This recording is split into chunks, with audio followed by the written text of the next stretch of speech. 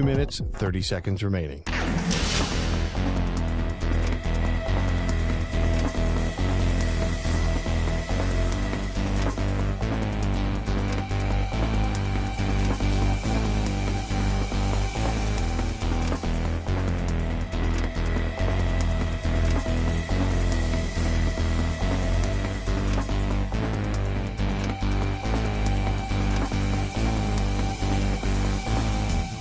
Two minutes remaining.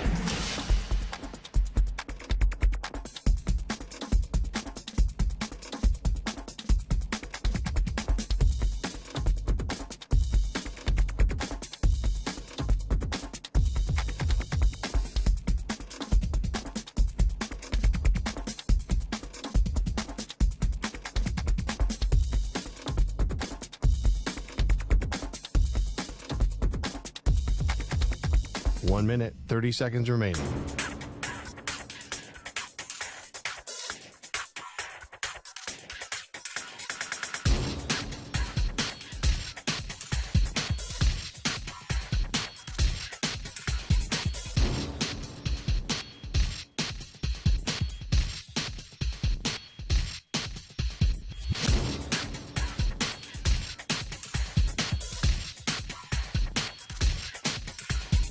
One minute remaining.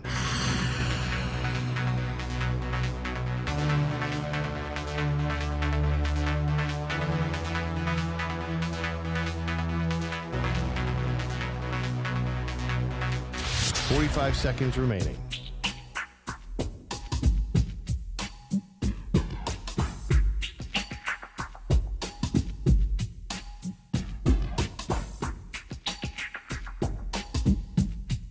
.30 seconds remaining.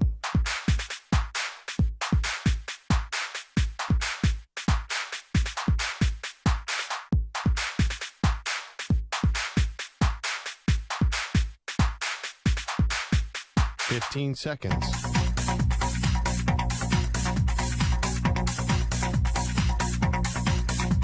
Break ends in 5 seconds.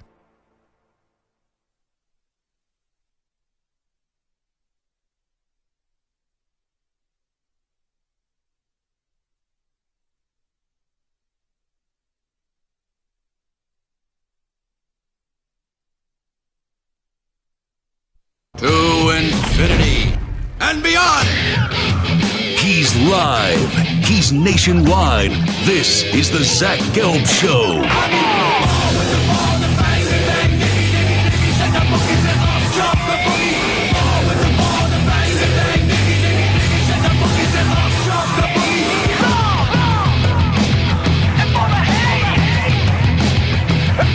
Here's your host, Zach Gelb.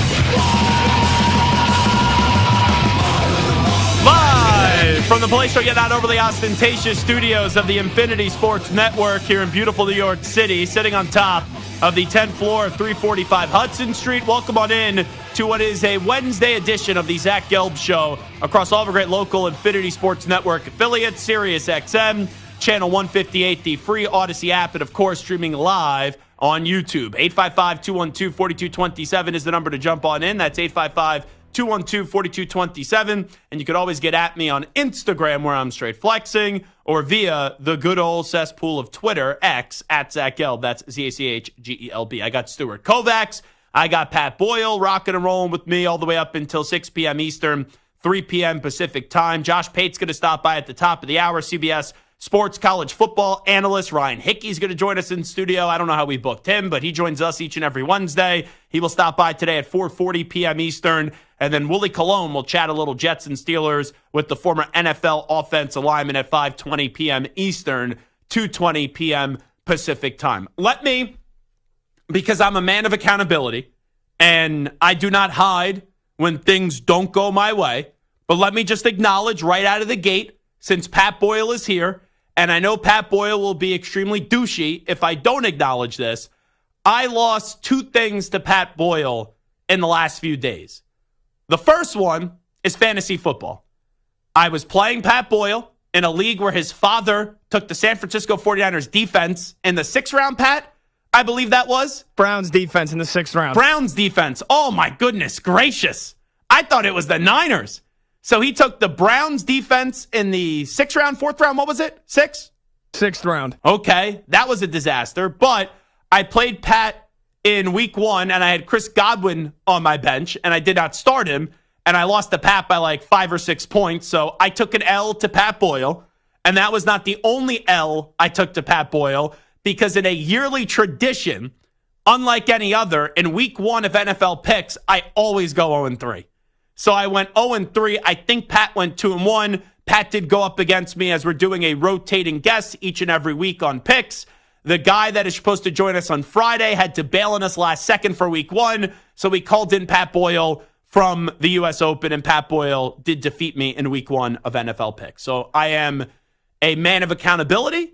If I'm going to call people out for things that they get wrong, I then need to say when I got things wrong and I was a loser in one fantasy football game this week and also in NFL picks to Pat Boyle. With that being said, though, I don't give out words like that without having another weapon or a bullet in my chamber.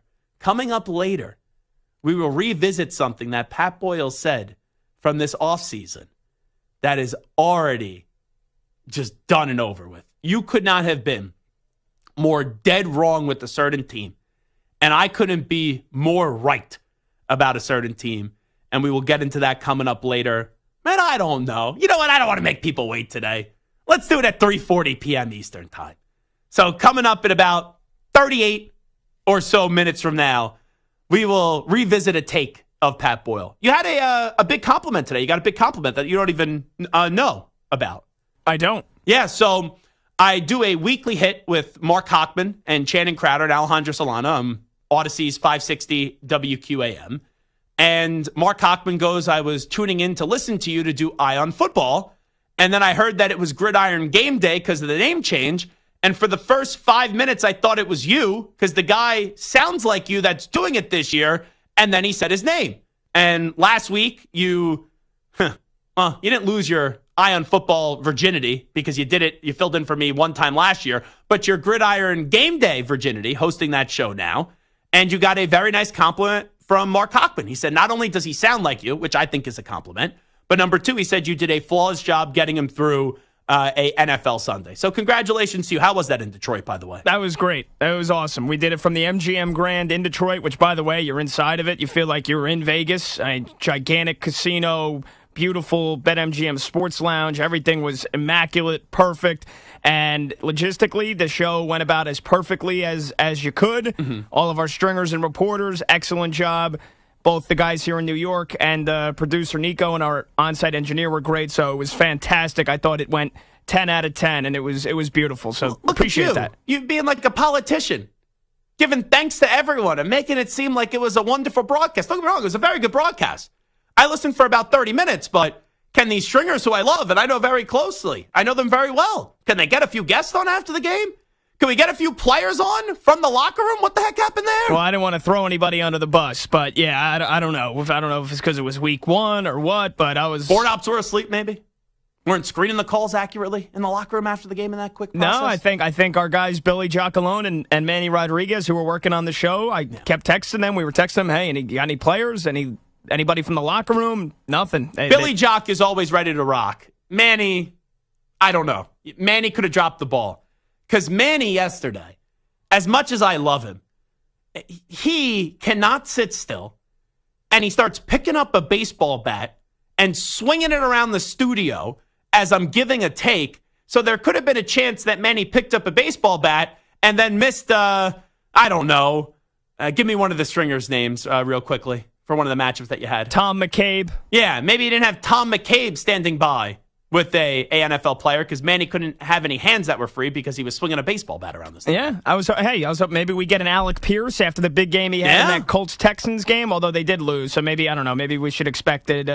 Always a winner. A Nico Collins. Yeah, out of Michigan. Or a Joe Mixon. Sure. But all players. Kidding aside, I thought you did a very good job. Appreciate it. That's going to be a good show to listen to. You can listen to me Sunday morning football from 10 a.m. to noon on Sundays. And then we lead into Pat Boyle, who's on from noon to 8 p.m. Eastern. And you'll be back in the studio this week. Yes, unless another nice remote opportunity pops up throughout the rest of the season. The plan is Weeks 2 through 18 will be here in New York. Now, just letting you know, when I first started doing Eye on Football and DA was in studio for Sunday morning football, since I was the new guy, that first time we were in studio, I brought everyone breakfast. So I got breakfast for everyone, the Sunday morning football crew, the Eye on Football crew. So since now you are the head honcho of what is Gridiron Game Day, I expect some Gridiron Game Day grub right when I get out of the studio at 12 on Sunday. I'm just saying, I like a egg everything bagel.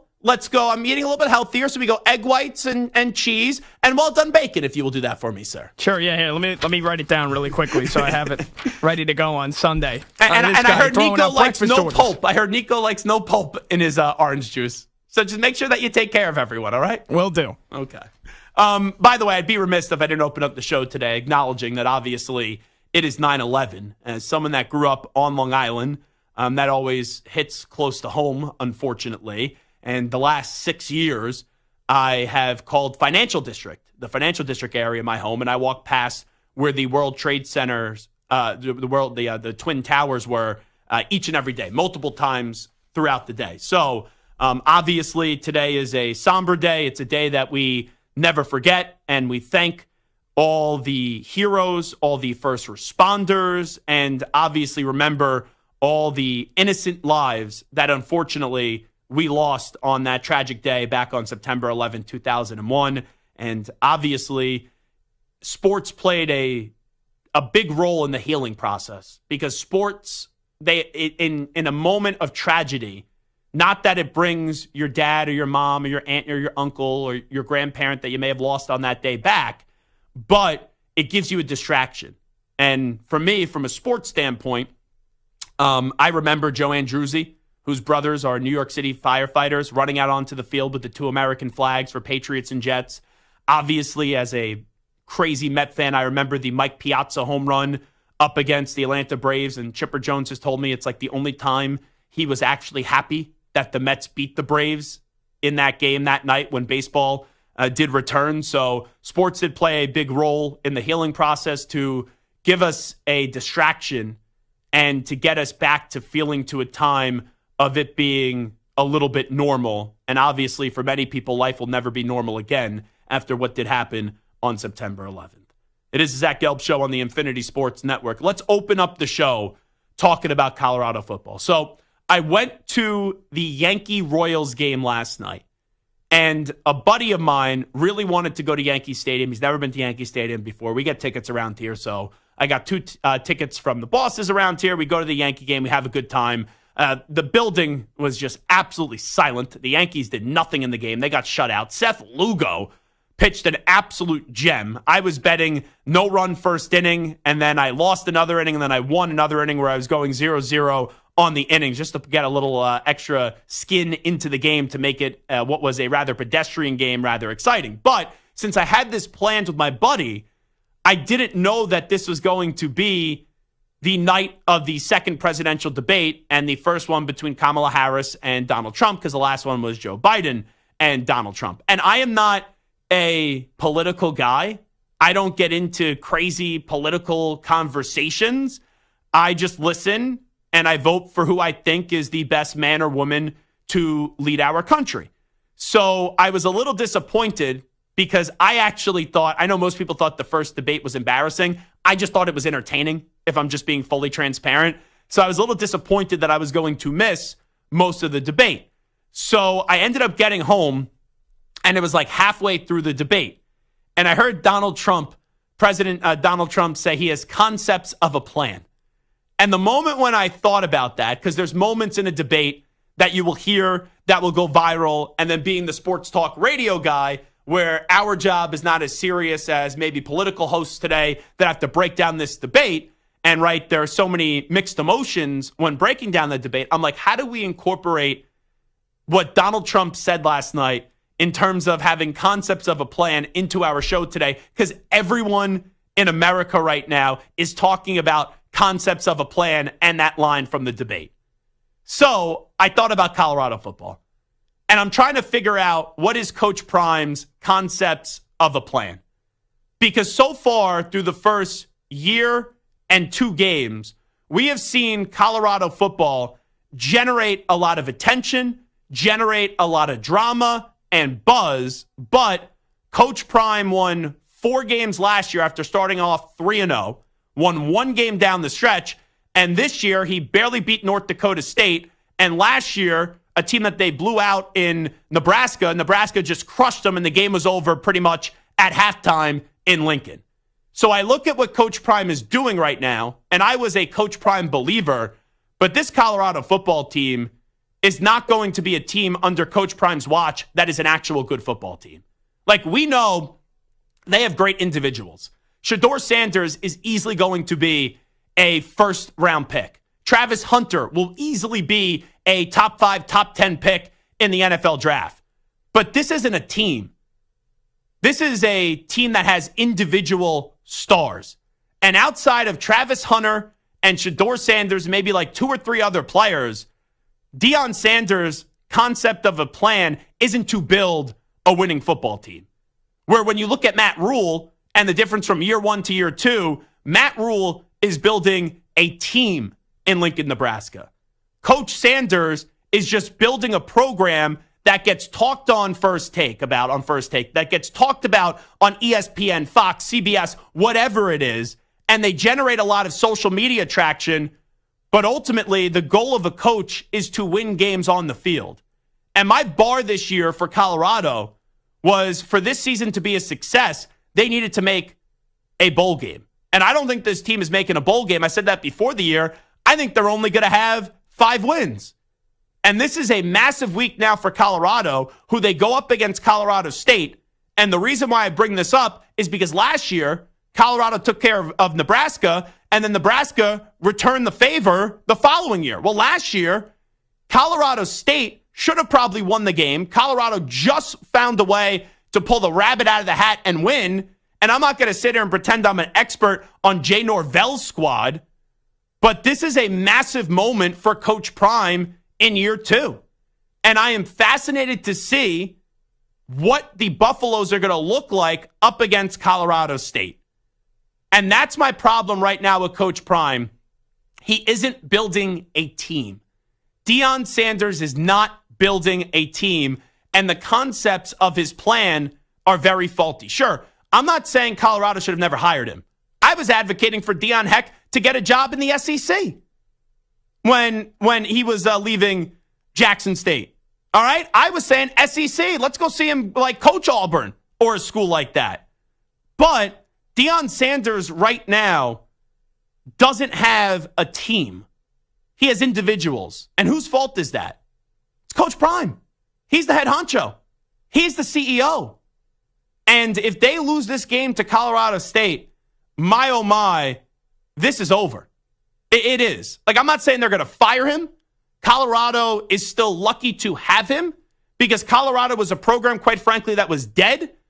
And Deion Sanders at least made them relevant in terms of the news. But there is one thing to be relevant in the news and then actually be a good football program. And right now, this is a program that is still weak in the trenches. They have a quarterback in Shedeur Sanders who, let's be real, he quit on the team in the final 2 minutes of the game and went to the locker room and then threw his offensive line under the bus. I get it. The offensive line stinks, but show some leadership. And you don't crush your offensive line publicly as a quarterback. And you have Deion, who is a Hall of Famer, one of the great defensive players, one of the greatest NFL players of all time. And Deion Sanders holds himself to high standards, and he's praising his team for the battle and the fight that they showed in the second half. That's what you're praising your team about? The battle and the fight that you showed in the second half against Nebraska in a game that was over at halftime. So Deion's concepts of a plan right now are about individuals, and it's not about building a winner and building a team. He is building clicks. He is building attention. He is building people actually caring about Colorado, but it's not translating to this being a successful football organization. It is the Zach Gelb Show on the Infinity Sports Network. It is a Wednesday. We will do a Take 5 Wednesday. Next, I'll give you my top 5 teams in the NFL and college football. But first, sports fans, listen up. 1 in 8 men will be diagnosed with prostate cancer, and bladder leaks can be a side effect. That's why Depend is teaming up with Prostate Cancer Foundation to encourage screening, because health is a long game, and it's yours to win. Now, here's the cool part. Through November, Depend is contributing up to $300,000 to prostate cancer research by donating 40 cents for every purchase of shields, guards, and Real Fit products. Void in Mississippi. Learn more at depend.com.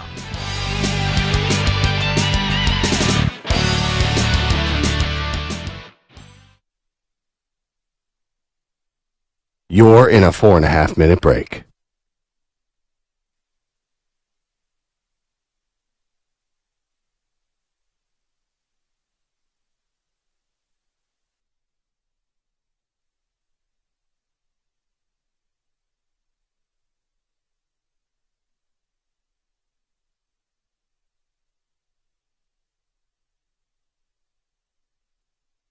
Four minutes remaining.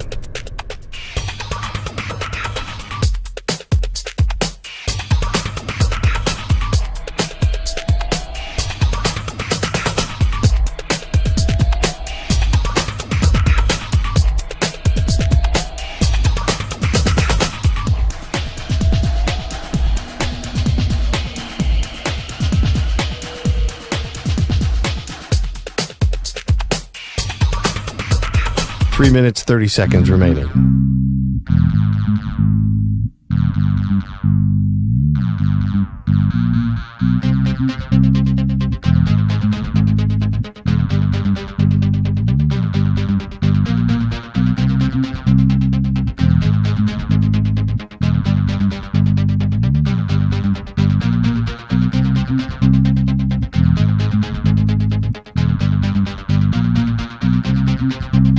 Three minutes remaining.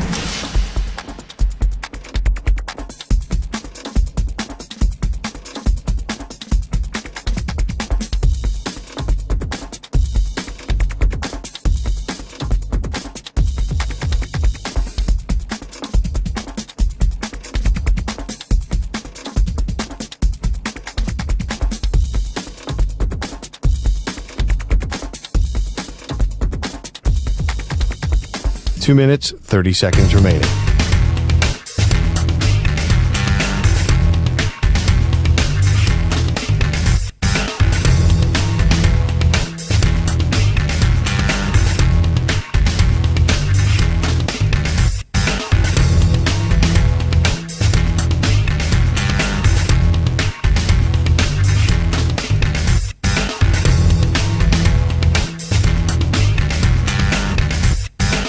Two minutes remaining.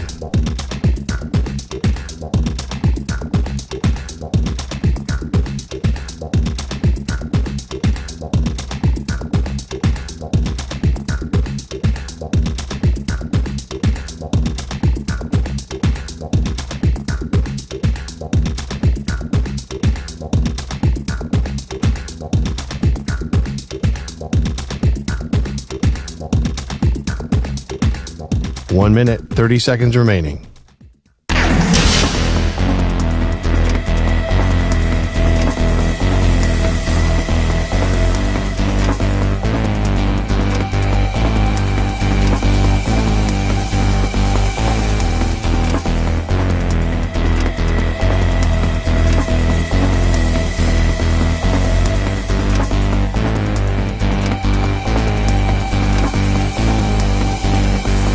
One minute remaining.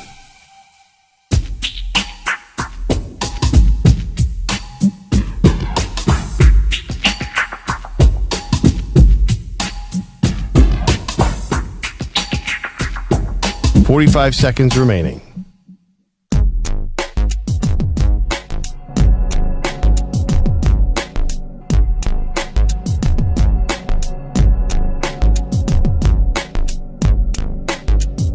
.30 seconds remaining.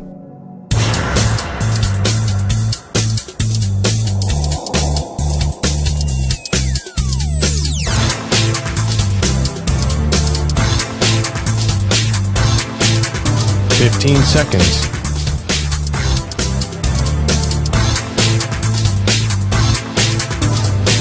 Break ends in 5 seconds.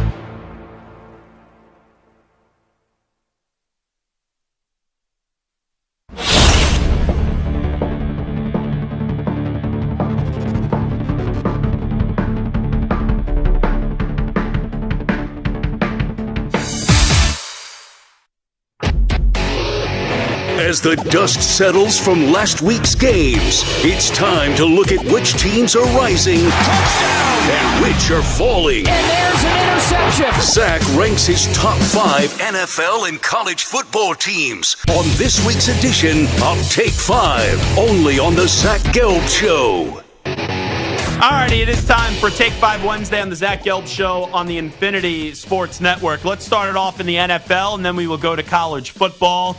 We look at the NFL. In at number 5, welcome back the Houston Texans. I know it was a back-and-forth contest up against the Indianapolis Colts, but you got to see the new additions shine bright for the Texans. Joe Mixon went off in that game. Stephon Diggs, he didn't have his greatest yards and receiving yards in terms of performance in that one, but he did get into the end zone 2 times. Nico Collins did get over 100 yards, and C.J. Stroud, DeMeco Ryans and company, they pick up where they left off from a year ago, which is impressing people, and the Texans get a Week 1 victory, so they're in at number 5.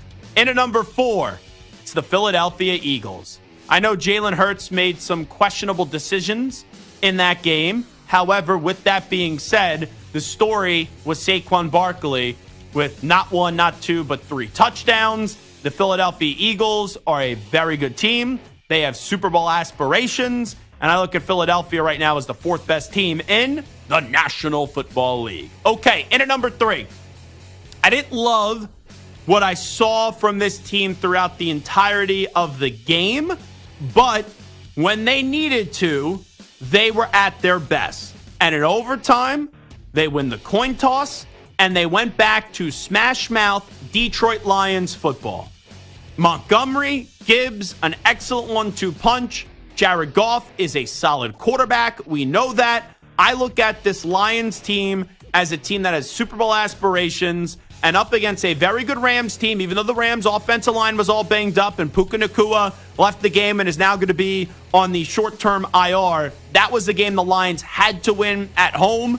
And when they needed to, they found a way to put the ball in the end zone and not give the ball back to the LA Rams for an opportunity to go on out there and lose the game for the Lions in overtime. So the Lions are in at 3. Number 2, I feel dirty not putting this team at 1. But I have to put them at number 2 because the team that's in at number 1, until they go down, I just don't know how they move out of the number 1 spot. The 49ers are in at 2. You can make an easy case that they should be 1 after their Week 1 performance up against the Jets. That was a coaching masterpiece by Kyle Shanahan. No Christian McCaffrey, no problem. Jordan Mason gets put into the fold, and he goes out there for nearly 150 rushing yards, and he was great in the game. That is a 49ers team that is just so complete, and we know it's Super Bowl or bust. Even with all the contract disputes in the summer, it didn't matter. It didn't impact them on the field. The 49ers didn't just beat the Jets. They rolled the Jets. Now, Pat Boyle, I got to give you credit because I always like to find a diamond in a rough. How the heck did you know to draft Jordan Mason in fantasy football? Yeah, appreciate that. I got him 13th round, and I just figured, I'm looking for late value in a fantasy football draft.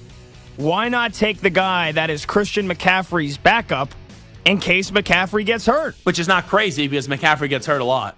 Yeah, I mean, he played every game, I believe every game last year. But I was like, you know what? He's got the calf issue. Like, they might try to be a little safer with him weeks 1 and 2. I didn't think that we'd get the surprise news that not only is he not playing week 1, that he's probably not going to play this Sunday either.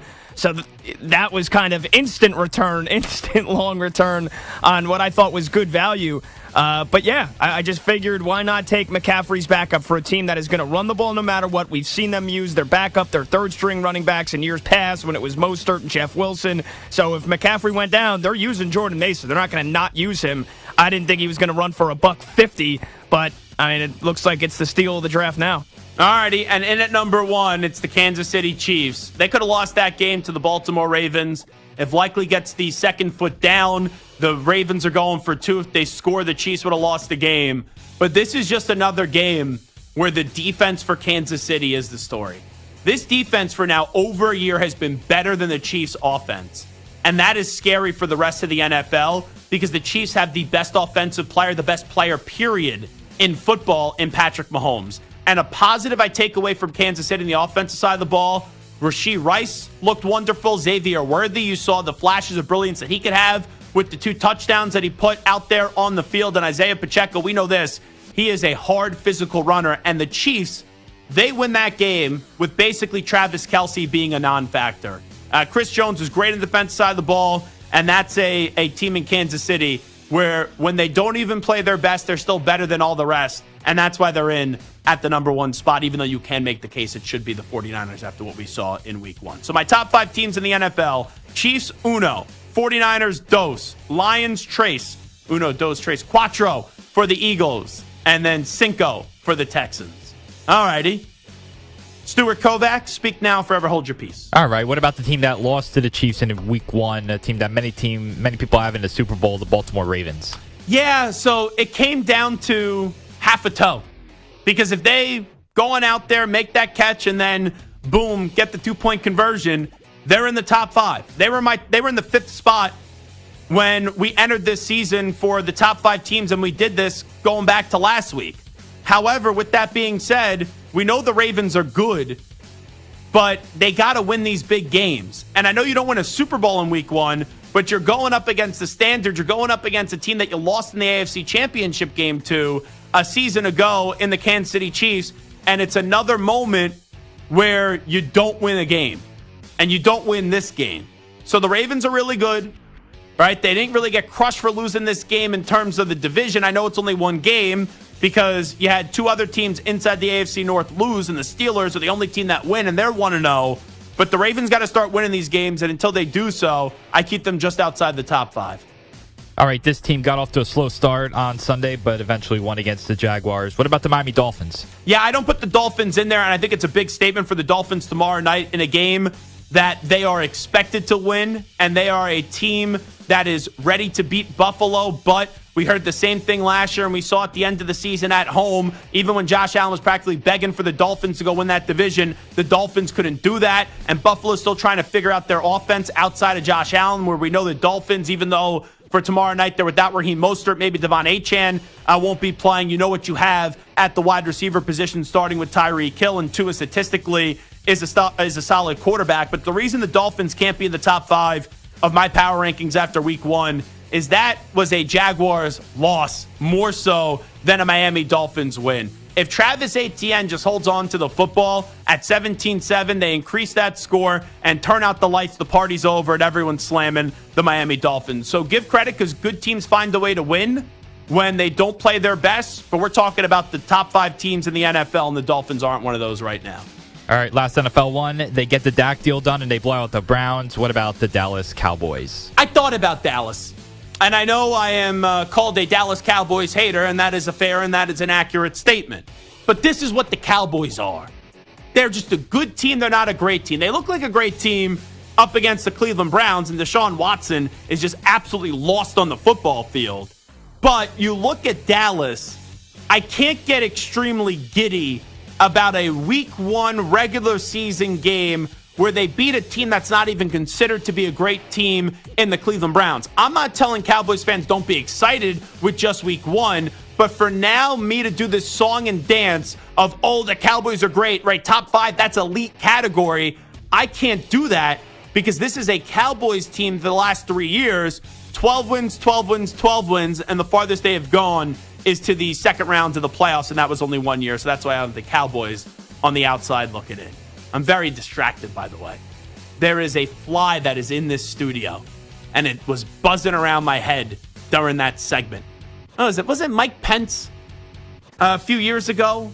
I think that had like a fly on one of the debates that was on his, what was his collar? It was on his cabeza? I think it was on his head. It was on his head? I'm pretty sure. Yeah. And that's now 2 political references in this show, and we are not a political show. I'm talking about the fly with Mike Pence and then Trump's concepts of a plan and how it relates to Deion Sanders not having a good concept of a plan while coaching the Colorado Buffaloes because he's trying to win based off individuals rather than building a team. All right, that's enough politics talk for me today. Let's go to college football.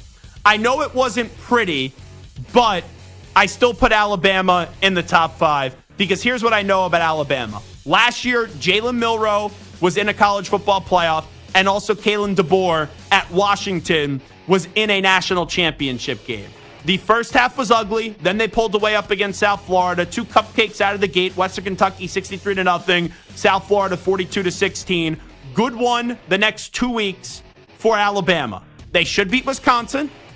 And then the week after that, it is the biggest test of them all in college football because you go up against Georgia. So this turns into a really fun, it's over 3 weeks, but 2-game stretch for Alabama. But because of DeBoer, because of Milroe, and the dual threat ability of Jalen Milroe, I have Alabama in at number 5. In at number 4, right now, I think my 2 favorite players in college football are Ashton Jeanty at Boise State, and he is not Boise State. No offense to the Broncos. They just lost the game to Oregon. They had a great effort, and they probably should have won the game. I'm not putting Boise State in my top 5.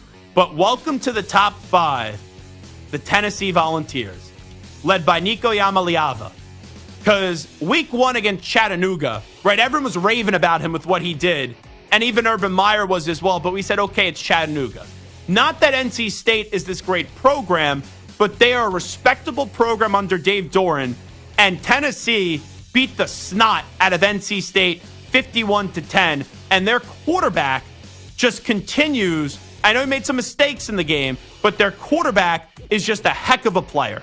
And I can't wait to see how we're talking about him at the end of the year. And you started to see a little bit more of his mobility on Saturday up against NC State. So Nico Iamaleava, I put him and the Tennessee Volunteers in at number 4. 3, I don't love this team.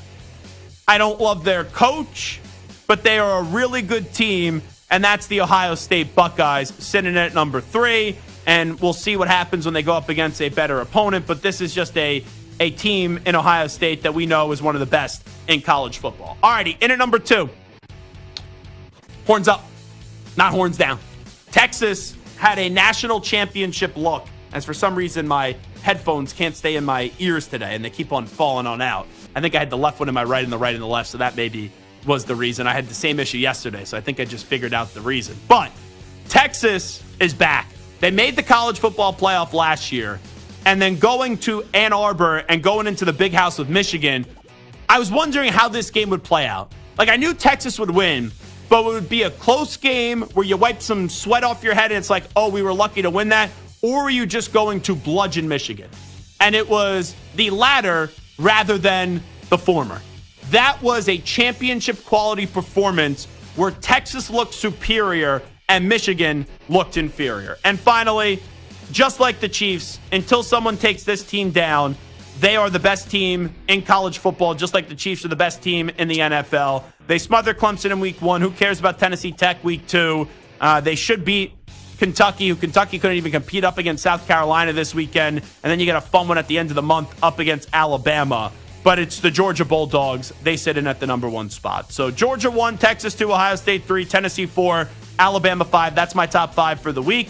Stu, speak now, forever hold your peace. All right, what about a team that was top 5 preseason but has had 2 kind of disappointing games, if you will, the Oregon Ducks? Yeah, that's why. That's why they're not in my top 5. I still think they could be a national championship contender, and I like Dylan Gabriel, but that team has to get going. Very sloppy week 1 performance against Idaho, and they almost lost that game to Boise State, who's a very good G5 program, but I wanted to see Oregon flex their muscles a little bit. On Saturday night, they didn't do so that's why Oregon's on the outside looking in. All right, this team has outscored their opponents 128-3 so far, but of course it's against Furman in Middle Tennessee State. What about Ole Miss? So that's why I don't put them in my top 5. They are there, and quite frankly, they may only have 1 loss in the regular season this year for Ole Miss. My question with Ole Miss going into this year was, what was the defense going to be? So far, no points allowed in the first game, 3 points allowed in the second game, but they're up against Furman and Middle Tennessee. You could only play who's on your schedule. And you look at this Ole Miss schedule, Wake Forest, Georgia Southern, Kentucky, South Carolina. Then they have LSU and Oklahoma, Arkansas, Georgia, Florida, Mississippi State. This team should be undefeated, definitely, going into that October 12th matchup against LSU. I like Ole Miss over LSU and Oklahoma. So quite frankly, I think they should be undefeated going into their November 9th matchup against Georgia. I just want to see when they play better competition how many improvements the defense have made. So that's why I just remain a little skeptical, even though I think they're going to be a really good team and I keep them just outside the top 5. A close call against Bowling Green on Saturday. What about Penn State? Week 1, I loved them against West Virginia.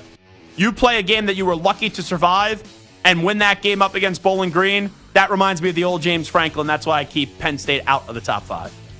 And what about the Missouri Tigers, who have yet to give up a single point this season? That was a team. Them and Ole Miss were the two teams I really struggled with without putting them in the top 5 for this week. And I know it was Murray State and it was Buffalo. And you have a good test in Boston College coming up this weekend, who has played better than what people thought, but Missouri should beat them.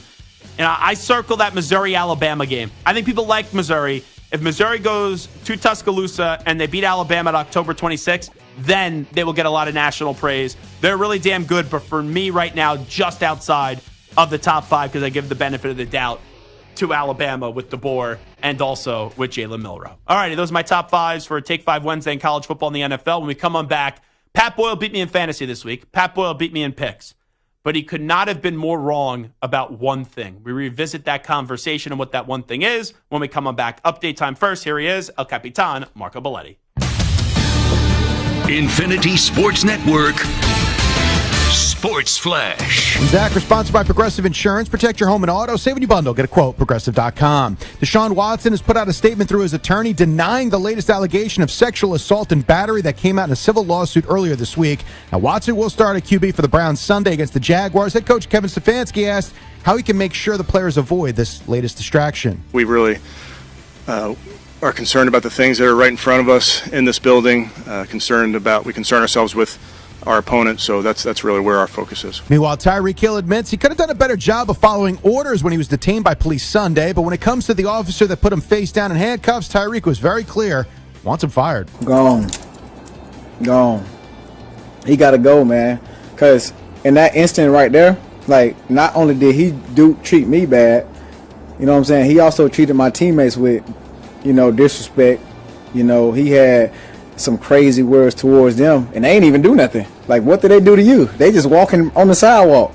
Taking a look at baseball, you got the Guardians in front of the White Sox 5-4. They're in the 4th. Mets and Blue Jays, they're scoreless in the 3rd. One finals, the Pirates top the Marlins 3-1. I'm Marco Belletti. 855-212-4227. That's the number to get in touch with us. The Infinity Sports Network. Give us a call. 855-212-4227.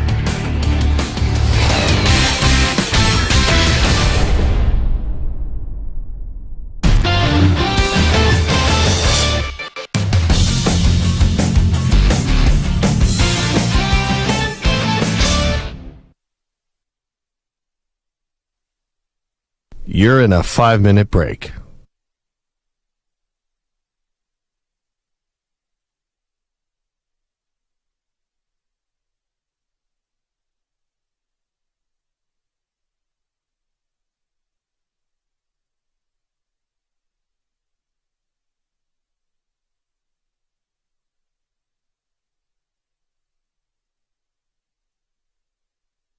Four minutes, 30 seconds remaining.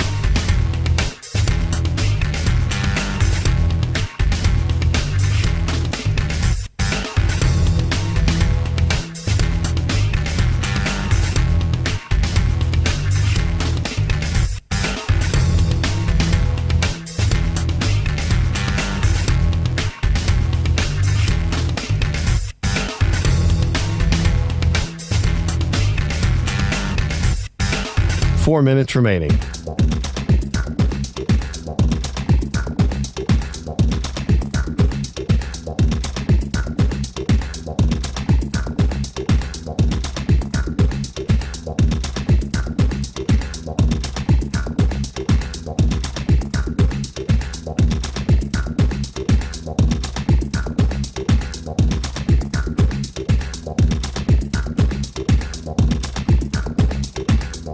Three minutes, 30 seconds remaining.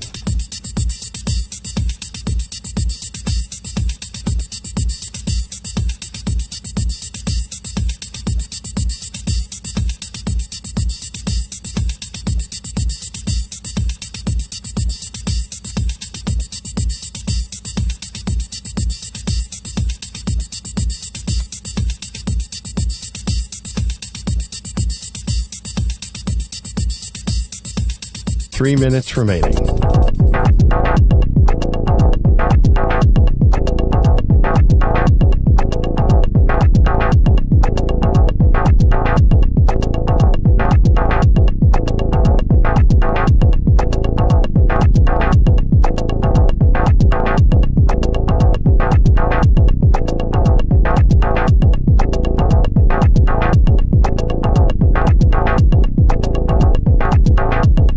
2 minutes, 30 seconds remaining.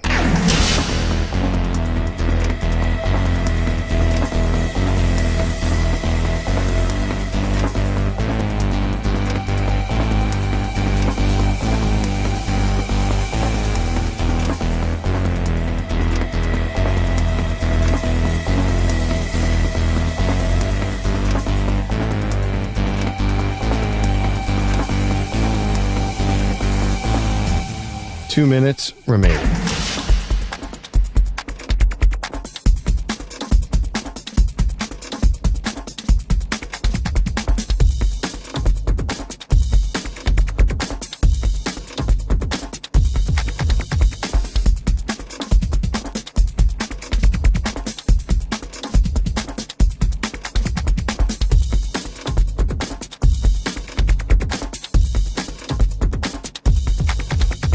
One minute, 30 seconds remaining.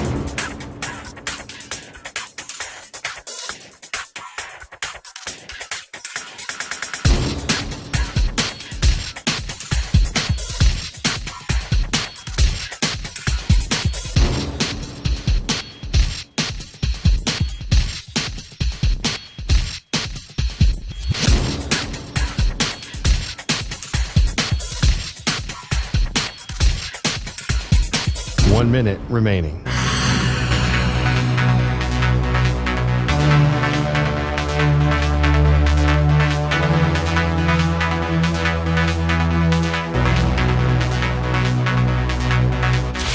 Five seconds remaining.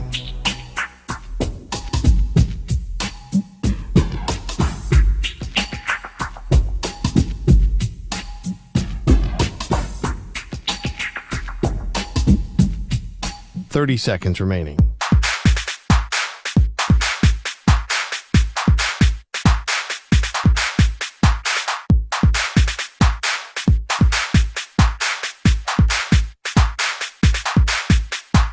Seconds.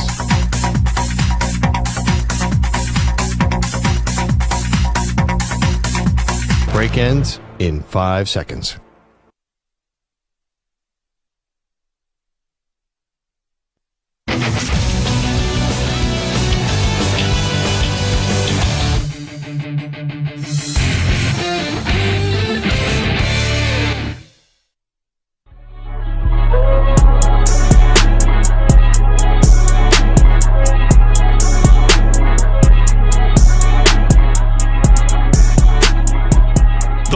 Continues on the Infinity Sports Network.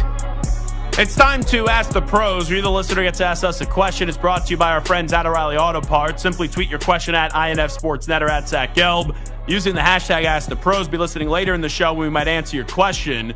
Think O'Reilly Auto Parts for all your car care needs. Get guaranteed low prices and excellent customer service from the professional parts people at O'Reilly Auto Parts. Josh Pate going to stop by, CBS Sports college football analyst, at the top of the hour, so 15 minutes from now. Ryan Hickey in studio an hour from now. And Willie Colon, the former Jet and Steeler offensive lineman, will stop by at 5:20 p.m. Eastern, 2:20 p.m. Pacific time.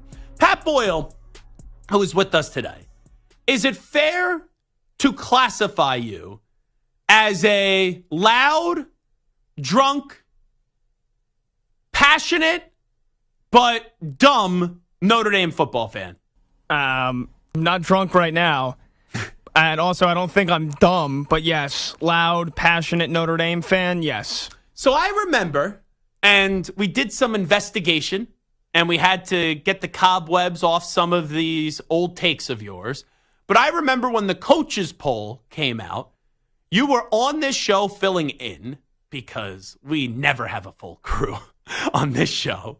And Patty Boyle was filling in. I don't remember. I don't think it was Stu. I think it was for Samter. And when Pat Boyle was filling in, I said, all right, here's the coaches poll. Who's a team that's underranked? And Notre Dame, I believe, was 7th. Correct. In the coaches poll. And your answer was Notre Dame. So if you forgot this take, we have the audio here right now. Let's just revisit this 2-minute and 20-second exchange that Pat Boyle and your boy had a few weeks ago. It'll be the Notre Dame Fighting Irish there, Zach. What a surprise. Because they should have been ranked top 5.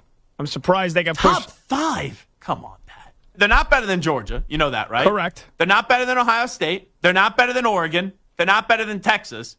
You think Notre Dame... Why aren't they better than Texas? Texas has made the college football playoff last year. Yeah, and their defense is horrible. Defense is horrendous. And your quarterback is Riley Leonard from Duke. Yeah, who's a stud. Sam Hartman was supposed to be the greatest thing last year, too. I like Audric Estime. I like Hartman, too. Come on. Notre Dame is a very good team, but to say that they are elite 4 or 5, I don't care that Joe Alt is gone, because every year we pump out a great offensive find line. the next offensive tackle. Notre Dame finds the next tackle that's going to go top 10 overall in the first round.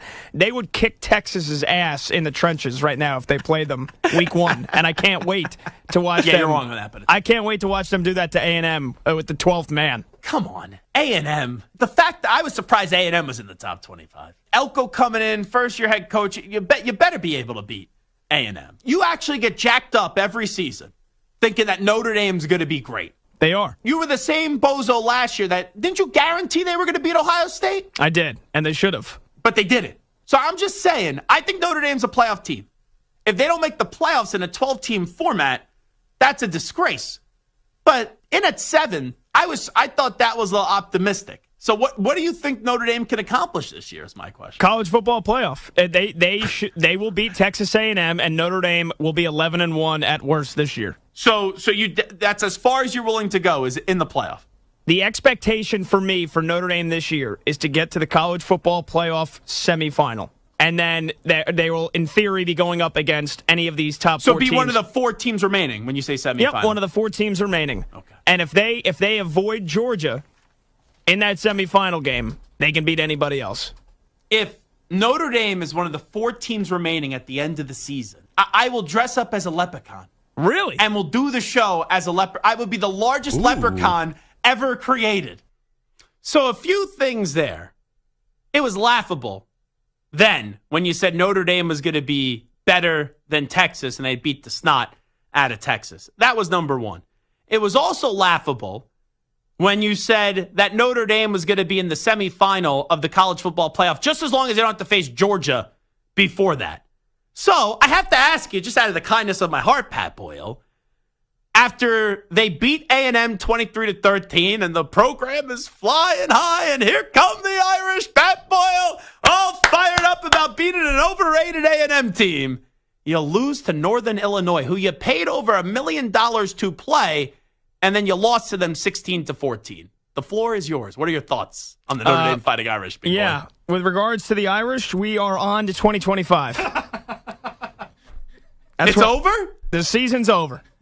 The season's over. The coach is done. He cannot coach. I hope Marcus Freeman has already put in applications to be the next model for H&M or Banana Republic with the khakis and his, very tight tops that he wears every week. Good job. Right, look, great win beating A&M, but it set up an ultimate loser all-time down spot for Marcus Freeman because it's obvious. They won that game, and they thought that they could just sleepwalk through a very decent MAC team. Not taking any credit away from Northern Illinois. Their coach, Thomas Hammock, who, by the way, he's on whatever podcast he's on, and Marcus Freeman is texting him after the game. He goes, hey, in case you want to know how we beat you, what we studied. That was on Barstool, yeah. I saw that. And Marcus Freeman's like, yeah, sure, man, I'll take you up on that. I mean, this guy is the ultimate fraud of a head coach, and I can't believe I ever remotely bought into him after what I saw last year with Ohio State, not being able to put 11 guys on the field in the biggest spot in the game. 2 years ago, losing that game to Marshall at home. I should have known that something like this Charles Huff, baby! Gotta love him! Should have known that something like this was possible again!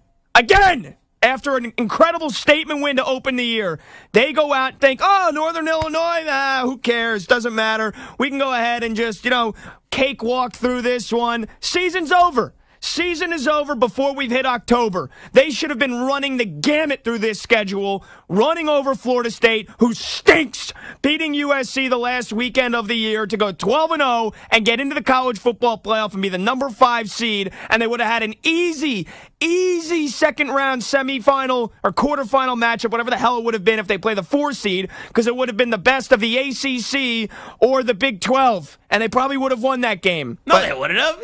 You said Riley Leonard was a stud. Yeah, he stinks. A stud. He's horrible. He's a dud. I can't believe I ever bought into Riley Leonard, watching him bowl over cupcakes of the ACC the last 2 years while at Duke. I mean, again, just watching that game, Zach, in Detroit this weekend from an airport bar. I was about 7 blue moons deep as it was. Bartender Jack. And I wanted to have another 15 after that. Just the putting your tail between your legs to keep it PG for Marcus Freeman. 4th and 4 from the Northern Illinois 45, we punt. 4th and 6 from the Northern Illinois 39, and we punt. Just How about go that 62-yard field goal attempt at the end of the game? And they got 2 field goals blocked. Yeah, we go for a 62-yard field goal. They're icing the clock. They're running it right down Northern Illinois' throats. 2nd and 1 from midfield with about 8 minutes left. And Riley Leonard underthrows a ball by about 15 yards to try to get it into the red zone. Why are you making that throw? So, you know what? Now it's very painful that I'm having to relive this. So, yes, congratulations, Zach. Pat, you were right. I was wrong. The Irish stink. They could win out. Well, we expect you for the blind optimism with Notre Dame. No, you had it before over. The year. Season's over. You don't think they're going to win out? Season's over, because if they can only lose... Only 2 losses? Maybe get in the college football playoff? 2 losses? If they can lose to Northern Illinois at home...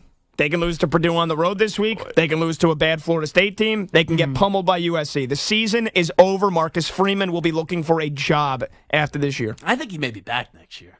I think there's a chance he may be back. And then next year, Pat will say, here come the Irish national champions. If Marcus Freeman's coaching Notre Dame next year, I rescind my fandom. You can archive that. Get ready to root for Temple football and be in the cellar with me, buddy. Be all the way down to the basement.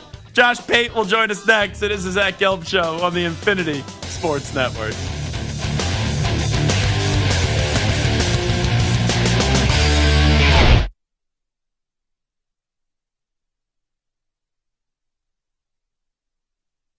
You're in a 5-minute break.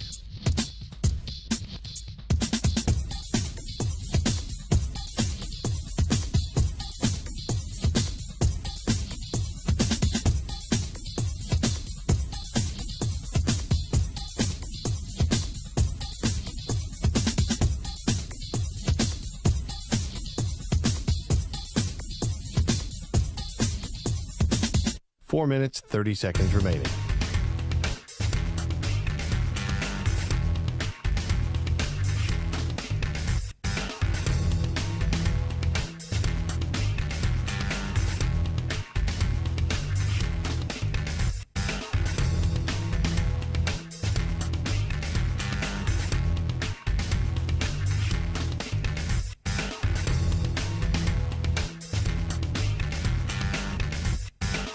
Four minutes remaining.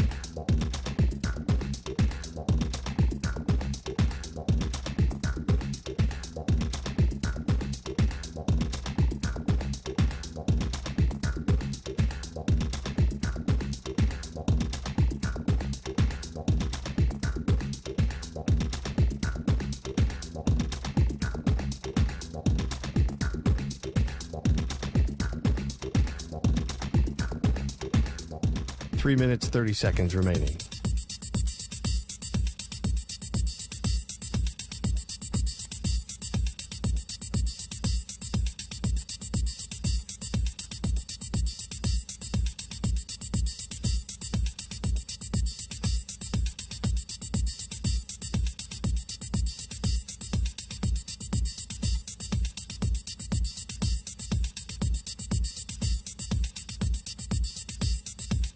Three minutes remaining.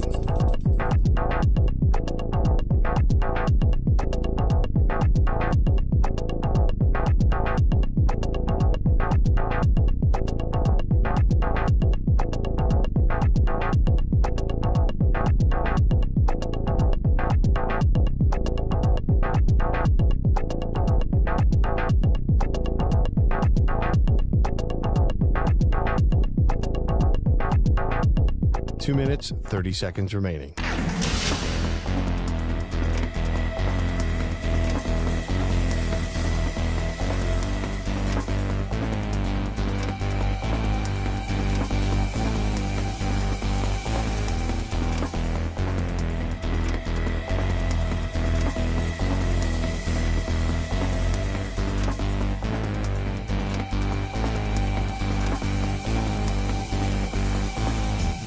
2 minutes remaining.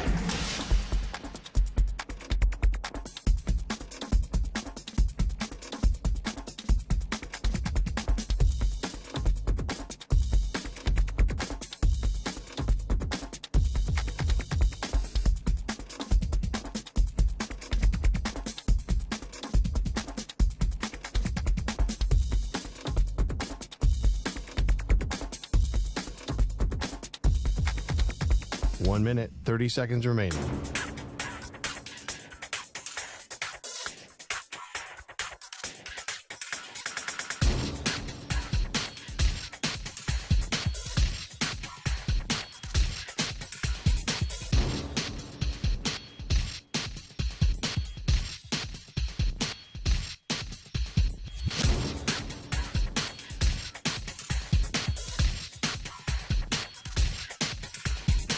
One minute remaining.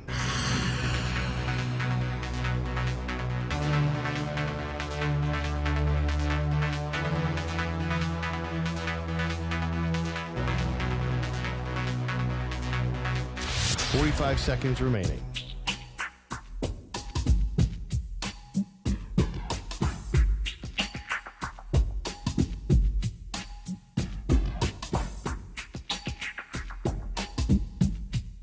Thirty seconds remaining.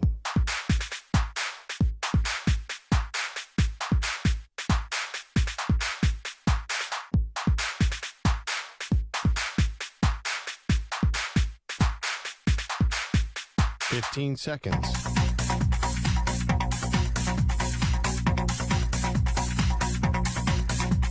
Break ends in 5 seconds.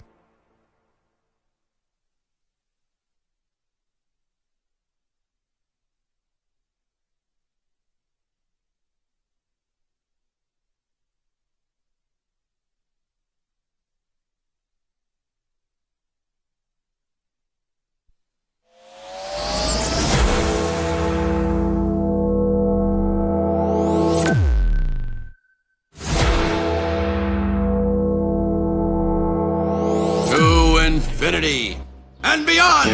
He's live. He's nationwide. This is the Zach Gelb Show. All righty, hour number 2 of our radio program. That's right, it is the Zach Gelb Show on the Infinity Sports Network. We welcome in Josh Pate. We all know how great his podcast is. His great job covering college football for CBS Sports, and he's kind enough to join us right now. Josh, appreciate the time. Thanks so much for doing this, and how are you? I'm good, man. I need more foliage in my background like you have. This is just lifeless here. Yeah.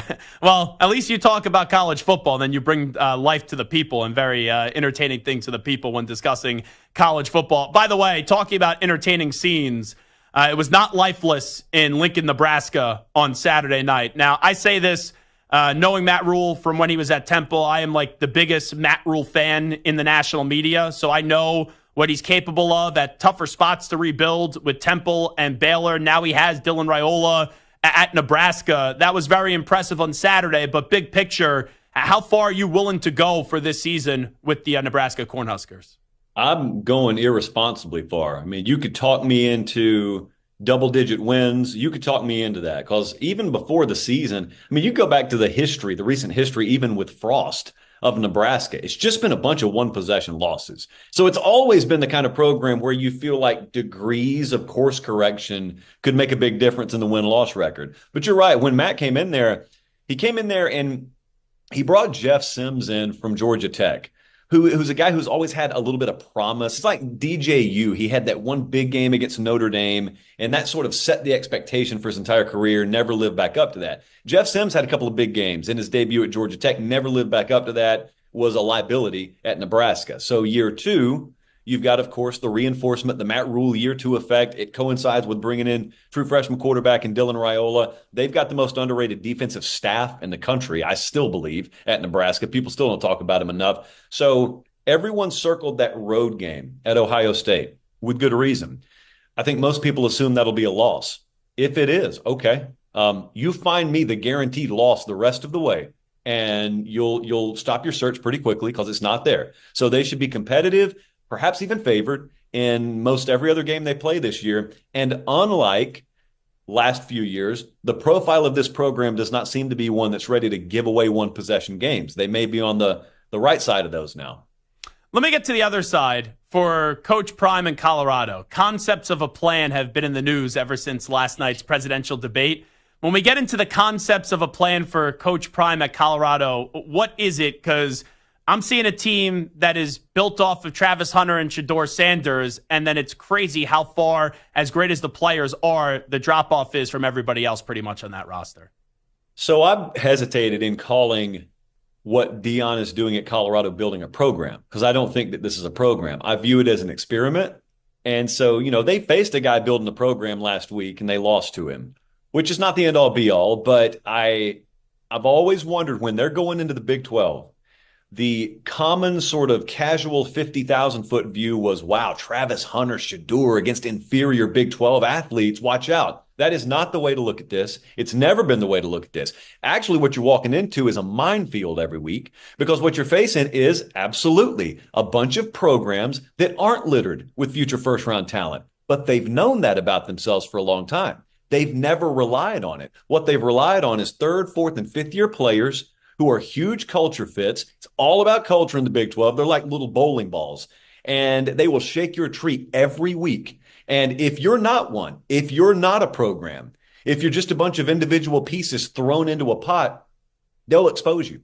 And so what Nebraska did to Colorado last week, even though it wasn't a conference game, could be a preview of things to come in Big 12 play, because Utah, Kansas State, TCU, like those kind of programs, they may not show up first round of NFL draft night. They will absolutely shake your tree. And if you're not put together, there's pieces falling all over the place. With Shedeur off to the NFL after this season, the same for Travis Hunter, right? With the expectation being that, and they're both going to be first-round picks. How likely do you think it is that Coach Prime's going to be back at Colorado and he's going to want to remain as the head coach, is the way to ask it? I don't see it happening. There's no guided knowledge of that. It's not like Deion has told me that or anything, but I look at the approach that's been taken there. If I were going to Colorado and I were planning on staying there for a long time, I'd be recruiting high school football players, and they're not. Now, you can tell me, well, we needed to win right away. Well, okay, but still, you do two things. You can serve multiple purposes, or purpi, the plural of purpose. You can start recruiting high school. There's been no effort to do that there. And so that reeks of a short-term stay. Like you said, Shedeur and Travis Hunter are off, and that reeks of short-term stay. So there's another school of thought, and I can tell you this. Now, if you want to get deep into the conspiratorial sort of coaching carousel rumors, which are already cranking this time of year, there's a school of thought that says Sam Pittman's out at Arkansas. There's a school of thought that thinks Gus Malzahn would be their first call at UCF.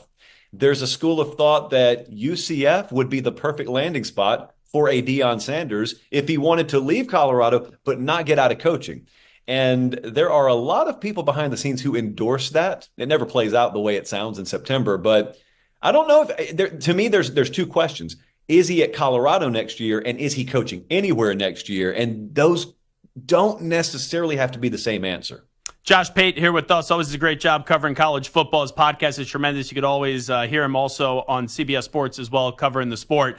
Alabama and Wisconsin. How much of a difficult task will Wisconsin be for Alabama this Saturday at noon Eastern? It's good to go on the road for the first time. You got a new staff going on the road for the first time, a bunch of young guys playing for Alabama. So there's that. Matchup-wise, Alabama should handle them.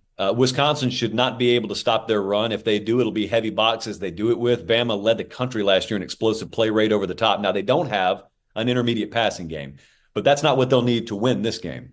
And conversely, if Wisconsin were to be there, like if you were to be texting your buddies in the fourth quarter saying, you got to turn this Bama game on, they're about to go down, it would have to be because Tyler Van Dyke, who's the new quarterback up there, had the game of his life. He was so turnover prone last year and went into such a mental shell last year at Miami that it wrecked their season. And I'm asking that guy to play the game of his life against Alabama. They don't have superior athletes. They don't have an explosive playmaker at wide receiver. So it is so disproportionately on him that I think even in an effort to do that, they're so likely to turn the ball over and tilt the game in Bama's favor that I think Bama wins and pulls away. How concerned are you, by the way, Josh Pate, with Oregon right now? I know they're 2-0, but it was not pretty the first 2 weeks of the season, to say a lot. Pretty concerned. Because they can't run the ball. And their offensive line is a work in progress because the right tackle's been out for a little while. They will get him back. Just like Bama, they will get their left tackle back. So there's that. They are relying on explosive plays right now to score. It's good when you can get them. But that kind of profile, that kind of offensive profile makes you ripe to be shut down. I mean, totally shut down when you can't sustain drives. Because you got Ohio State lurking on the schedule. They got to go to Oregon State this weekend. That's not some slam dunk. I mean, Boise and Idaho pushed you. So that's not a slam dunk. But as negative as that sounds, every year we find out, since we don't have a preseason in this sport, that there are some teams that aren't ready to go in week one that end up being ready to go. It's just some of them need a longer runway to get up to speed. Now, if your schedule's front loaded, that just means you're screwed. Oregon's is not front loaded. So they've had room here to sort of work whatever it is wrong with them out. I still think that team's got elite top end potential, but they are not showing it right now. And they need to get it together pretty quickly because as backloaded as that schedule may be, those weeks will eventually come. Talking about early season problems, we thought Notre Dame was off to a great start against A&M. I always thought A&M was rather overrated heading into this season, and it was a difficult spot, right? Elko being the first-year coach of that program coming over for Duke. But then Notre Dame lays an egg that no one could have seen coming up against NIU. Right now I'm looking at my producer and my board op. Both are big-time Notre Dame fans. Can you say anything to them that will uplift their spirits, or is this Marcus Freeman era just over and done with? I mean, it's a nice day outside, I guess. It's just one thing I can say. It's such a problem in the post game that Marcus Freeman was able to walk to the podium and say, "Hey, we've been here before." That's not good. They have been here before. Marshall, yeah, the double-digit favorite. They have been here before, losing to unranked teams at home. It's always really easy to knee-jerk this stuff and to say, "Fire this guy. Let's just clean it out." Marcus Freeman became the head coach there in 2021. Okay, once upon a time, you had to cut your teeth at multiple stops before someone ever, like the likes of Notre Dame, gave you a head coaching opportunity. These days, the Kirby Smart era, for example, guys' first jobs are major jobs. Ryan Day at Ohio State, never a head coach before that. So it falls in line with what the reality of this era is, but that doesn't mean it takes less time to learn the lessons of being a major head coach in major college football. So it could be that Marcus Freeman is learning valuable lessons here. Hey, we're watching USC right now. I think it's the story of college football so far. Lincoln Riley forever looked at defense and just kind of snickered at it. Okay, well now, multiple years into his head coaching career, at his second stop, he has all of a sudden evolved his way of thinking. And if people had fired Lincoln Riley before that, we never would have seen this. So maybe Marcus Freeman evolves his thinking. And I'm going to tell you something else to watch. He's got a quarterback commit by the name of Deuce Knight right now in the verbal commitment fold. They have got to keep that guy committed. That is a different kind of athlete than he's ever had there. And Ole Miss wants him and Auburn wants him. They got to keep that guy committed. That's the big fight behind the scenes right now, sort of off the radar, because I think his future is very much married to keeping that elite quarterback talent committed. Wrapping up with Josh Pate, you mentioned USC. We know in week one they had the upset up against LSU to get their season going in the right direction. LSU now plays South Carolina this weekend. South Carolina coming off a huge victory up against Kentucky. How do you think that game plays out? Brother, I'm going to this one now. This is a noon kickoff on the East Coast. Weather could be just totally disgusting in this game. If anyone, I assume most people didn't see this, but I watched so you don't have to. If anyone saw that South Carolina-Kentucky game in week one, South Carolina's pass rush just abused Kentucky, and you should not be able to do that against LSU. That's one of the best offensive lines in the country, best tackle combos in the country. So if you can't do that, then what you have to do is have your quarterback, a first-year starter in Lenore Sellers, out-execute their guy in Garrett Nussmeier. And it means one of these wide receivers has to emerge for South Carolina. Neither of these teams have run the ball well so far this year. So that just means a really high-variance game. And then you mix bad weather into the equation. But I will tell you this, that's the most underrated home field environment out of all the places I've been. Williams-Brice Stadium, the most underrated Saturday environment in college football. Brian Kelly's LSU teams have not been great away from home. They have not been great, period, so far this year. They struggled with Nichols last week. So this one could go, any direction. Two more for Josh Pate. Texas, a huge winner of week 2. We know they're 2-0 to start the year. They beat the snot out of Michigan in the Big House. I know Texas now in the SEC, they play Georgia in the middle of October on October 19th. If that Texas-Georgia game was tomorrow, how does that game play on out in your opinion? I think it'd be about a pick 'em on a neutral field. My numbers have Georgia as about a 3-point favorite against the field, but home field will mean a lot for Texas that game.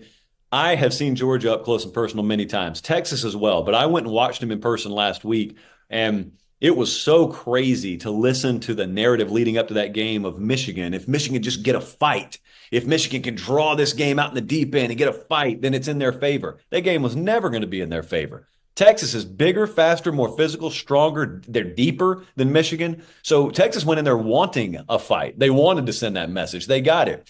Now, you may want to fight with Georgia, but you're not sending a message against Georgia physically. So you'll have to out-execute them. And I know everyone already had that game circled, but you're talking about a national championship game. Like, for all we know, those are the two best teams in the country. And we just happen to be playing it in, October, I guess?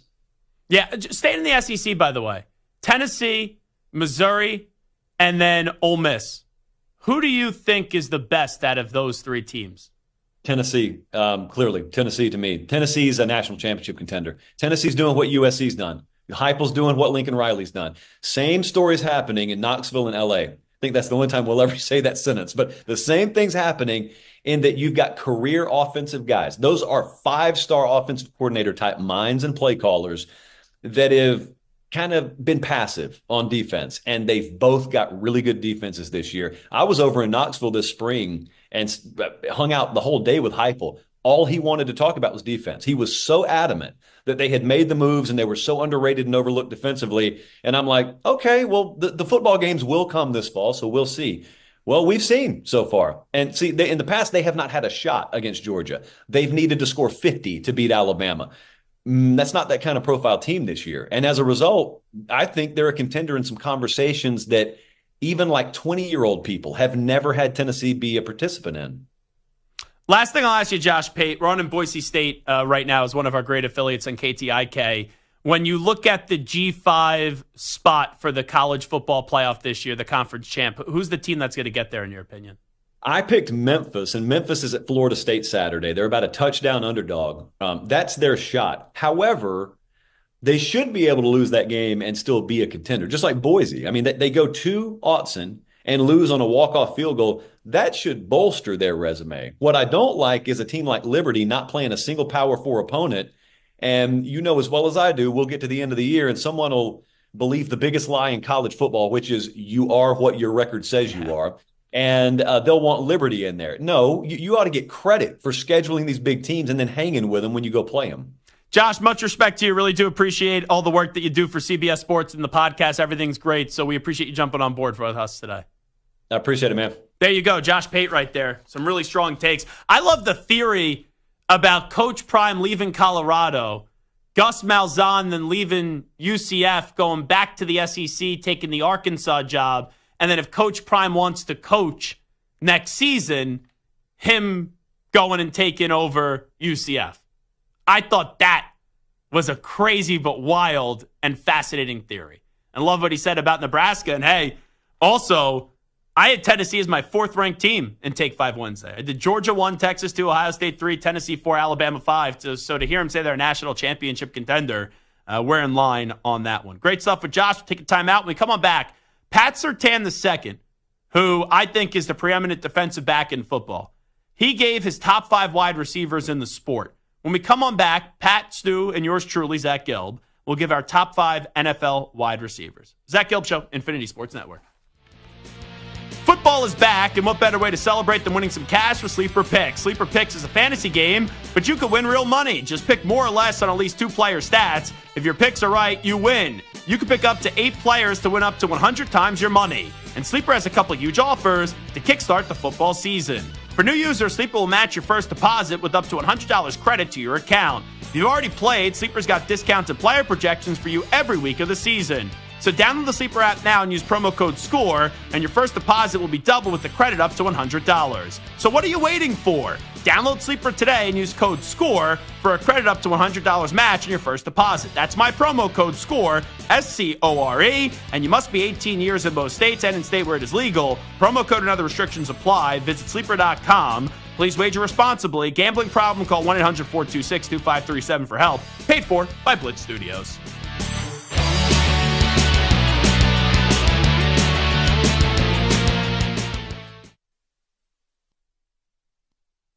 You're in a 4-minute break.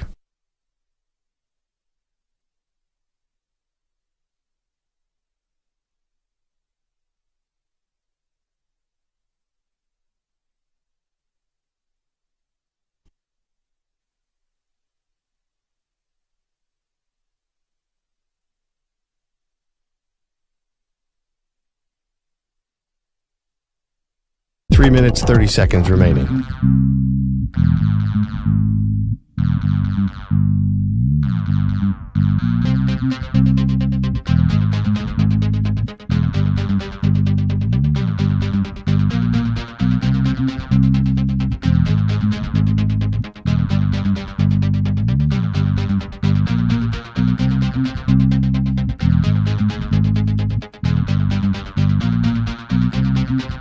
Three minutes remaining.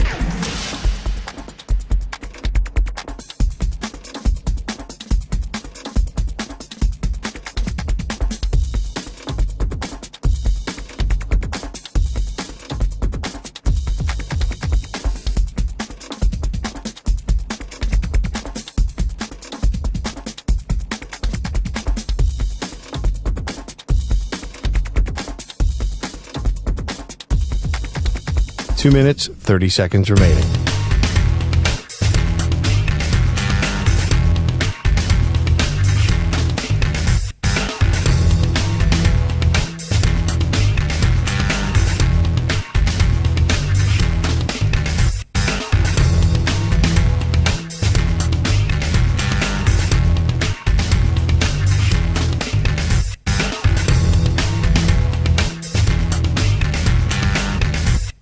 Two minutes remaining.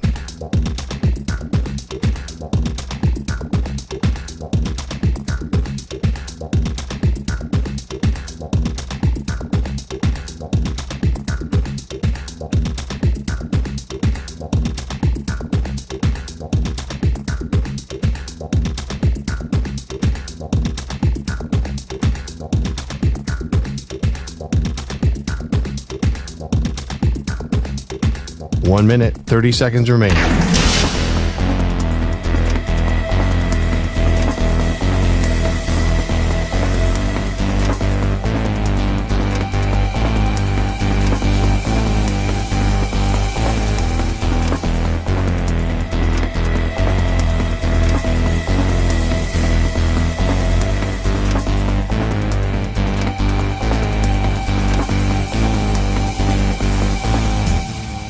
One minute remaining.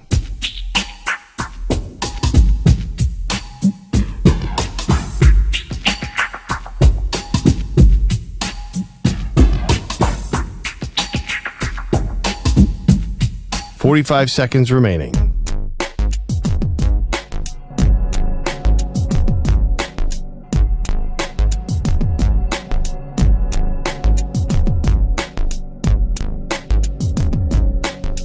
Thirty seconds remaining.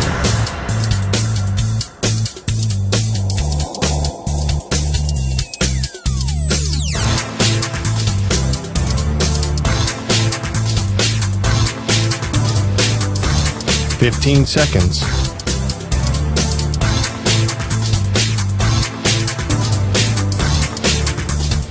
Break ends in 5 seconds.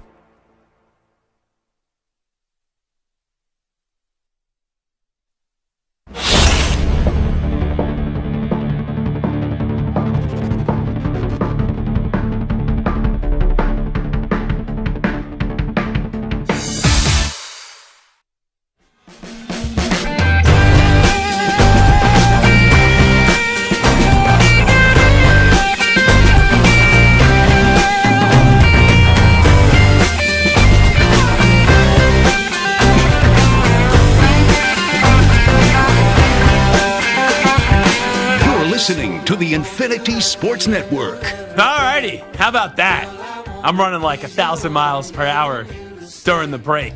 Got to do sports minutes. Got to do advertisements as well. Even when we go to commercial break, your boy doesn't stop working. I forgot that we only had a 4-minute break there because we had a live read. So Stuart Kovacs, who usually is not in a frantic mood, he's very smooth, Stu. Stu comes by and he's like, yeah, you got to get back on the air. And then Pat Boyle gave me the, calm down. Everything's all right. We're good. We didn't play the liner yet. How long was that music going, by the way? Not that long? Maybe about 15 seconds. Yeah, usually my internal play clock is better than that. But, I forgot that it was a 4-minute break instead of a 5-minute break. Anyway, Pat Surtain. I need some oxygen. I can't believe I'm making a Linval Joseph reference for the second time this week. We talked about him that one time returning a fumble up against Philadelphia with the Vikings, and he had these sunglasses on the sideline with the oxygen hooked up to him. I need some oxygen after quickly running a 40-yard dash, sprinting, moving real quickly to get back to the studio. But here is Pat Surtain II. He was on Why is Draymond Green Talking About Football? Wait, that's the name of the podcast? I watched this. I didn't pick up on the name of the podcast. Why is Draymond Green Talking About Football with Jordan Schultz is the name of the podcast? That's the name of the podcast, yep. That's brilliant. Boy, you don't like that? What are you shaking your head about all mad? I know that you're mad because Notre Dame sucks, but what are you all freaking out about? It's a pretty appropriate title. Why the hell is Draymond Green talking about football? I can't have an opinion? No, I don't want to hear his opinion on football. Why not? He plays basketball. So? I'll listen, and I don't listen to his basketball podcast, but if I wanted to listen to his podcast, I'd listen to the one where he's talking about basketball, a sport that he plays, a sport that he's a multi-time champion in. I don't want to hear him talk about college football. I don't care. He has just as much college football knowledge as I do. No, he went to Michigan State, so. All right, cool. And I have Tom Izzo from Digital who works down the hall. Does that mean that I'm an expert? Well, I'm just saying, I'm sure Draymond Green wasn't picking Notre Dame to go to the semifinal like you were. That's all I'm going to say right there. I would actually put the knowledge of Draymond Green without ever hearing him talk about football up there with the knowledge of Pat Boyle when it comes to talking about football. Get Draymond Green on the show. I'll school his ass. He would probably just kick you in the cojones, and then down goes Boyle. Anyway, here is Pat Surtain II on Why is Draymond Green Talking About Football with Jordan Schultz. I wonder how they put Draymond Green and Jordan Schultz together for this podcast, but here's Pat Surtain ranking his top 5 wide receivers. I have to say Tyreek Hill. He's definitely up there. Tyreek probably number 1 in my book. Then you got to go Justin Jefferson. Those guys like 1A, 1B. You can never go wrong with any of them at number 1. CeeDee Lamb, definitely. He just had a great year. I'll put him up there. Jamar Chase, definitely. I like Jamar's game too. But that last spot, it's tough, bro. I ain't gonna lie. I might going off of last year. I might have to say Amon Ra just because the numbers he put up was pretty high for sure. So I'll just ask this question: who are the top 5 receivers in the NFL? I noticed he didn't mention A.J. Brown, who's been a very good wide receiver. That was one just like notable omission. Also, another noticeable omission. Does anyone ever say Cooper Kupp? I know he's been banged up the last few years, but that was a dude that has won a Super Bowl MVP. He's a phenomenal wide receiver. And no one ever mentions Cooper Kupp, for crying out loud. So I was a little bit surprised by that, but maybe I shouldn't be. So I'll give you my top 5, but let's go around the room here first. Stu, your top 5 receivers in the NFL are who? Okay, if I'm going... Go from 5 to 1. Make it entertaining. Okay. Or is 1 to 5 more I think 1 to 5 is more interesting because I think a lot of people will have the same 2 guys near the top or at the top. Yeah. I'm actually glad Samter isn't here today because this was in our Slack. Stu, myself, and Samter are in a show Slack. Samter's out for the rest of the week, and he's chiming in when I put this topic out there in the Slack. And you know what? It was a really lame opinion by Samter because we want people to give an opinion. We don't want people to just sit there and go, oh, it could be this guy, it could be that guy. But Samter said, number 1 feels impossible to me. How can you choose between Justin Jefferson and Tyreek? Surtain was smart to put them 1A and 1B. Mike, you're a longtime radio producer. It's either all or nothing in radio. It's either this guy's great or this guy stinks. I don't want someone basically to have like a non-opinion. Oh, I'm going to give the edge to this guy, but I'm not going to put the other guy too. It's not that tough. 1, 2, 3, 4, 5. Give the list. So, Stu, you know what? 1, 2, 3, 4, 5. Give the list. No, I think all 5 guys are equal here. So, okay. yeah. So you're going to do a 1, a 1A, a 1B, 1C, 1D. Okay. Let me tell you, you are really fun. I want to hang out with you and go to a party with you. We will have an electric conversation. Speaking of which, really quickly, they had Joe Klatt on FS1. He ranked his top college football teams. He had Georgia, Texas, and Ohio State 1A, 1B, 1C. No! What are we doing? Wait. He had Georgia, Texas, and Ohio State. 1A, 1B, or 1A, 1B. So I just ranked my top 5 teams in college football. Georgia, 1. Texas, 2. Ohio State, 3. Tennessee, 4. Alabama, 5. Come on, Klatt. What are we doing? Just holding a candle for the Big Ten? Like, Ohio State deserved to be ranked 3. Texas deserved to be ranked 2. Texas just beat Michigan. Ohio State can't beat Michigan. And then Georgia's the best team in college football. Why is this so difficult? Stop with this nonsense. Joe Klatt. I like Klatt with Gus Johnson. That's a great broadcasting team. But give an opinion. You're paid to give an opinion. It's not life or death, these rankings. All righty, Stu, give me your top 5. 1, 2, 3, 4, 5. All right, number 1's Tyreek Hill. I think he's the best game breaker, game changer, best shot at 2,000 yards. I think he's number 1. I'll go Justin Jefferson at 2. Obviously, health is key, needs a quarterback, but 4 straight 1,000-yard seasons, he's pretty incredible. This is where it gets interesting. I'll go Jamar Chase 3. There was another name, by the way, that Surtain didn't say. Another name that I was very surprised. Yeah. Are we in line to that same name? It's your guy. So I don't have him 4. I have CeeDee Lamb 4, but I have Devontae Adams 5. Okay, so your 5, your 1 is Hill. Yes. Your 1A is him? I'm kidding. Who's your 1, 2, 3, 4, 5 again? Go ahead. Tyreek Hill, Justin Jefferson, Jamar Chase, CeeDee Lamb, Devontae Adams. Okay. Pat, who's your 5? I'm going to go 5-1 because I think 1 might be a little surprising, although I'm a little pissed you mentioned him before because I think he is largely underrated. So number 5 for me, Amon-Ra St. Brown. Last year, 1,500 yards, 10 touchdowns, only 3 drops. The guy doesn't have cheetah speed, but his route running immaculate, his catching in traffic immaculate. He's 5 for me. CeeDee Lamb, number 4. I mean, the guy in the last 2 years has now just put up stupid numbers, 3,000 yards, 21 touchdowns. Still drops a couple of passes, 5 each of the last 2 seasons, but CeeDee, what he's done, that stretch he went on last year with Dallas, nearly untouchable. He's also the first player you think of on the Cowboys offense. Oh, absolutely. I know we talk about Dak more, but I think of CeeDee Lamb in terms of who I'm intimidated by more if I was a defensive player rather than Dak Prescott. If we were just ranking the fastest receivers in football, Tyreek Hill would be number 1. But pound for pound, best receivers for me is number 3. Wow. Yeah, because you know how many drops Tyreek Hill has in the last 3 seasons? 28. He had 12 drops last year. Yeah, overcomes. You can't tell me he's the best receiver in football if you're dropping the ball double-digit times per year. You seem angry today. You know, I'm a loud guy, and sometimes people accuse me of yelling when I'm not yelling. You're like, ever since I brought up Notre Dame, you have just been yelling about everything. Yeah, because I had stuffed it deep down, behind about a dozen blue moons over the weekend, and now it's coming back up. Just have a moment of zen. Calm down a little bit. Lower the voice a little bit, all right? Just tone it down a little bit, Pat. It's all right.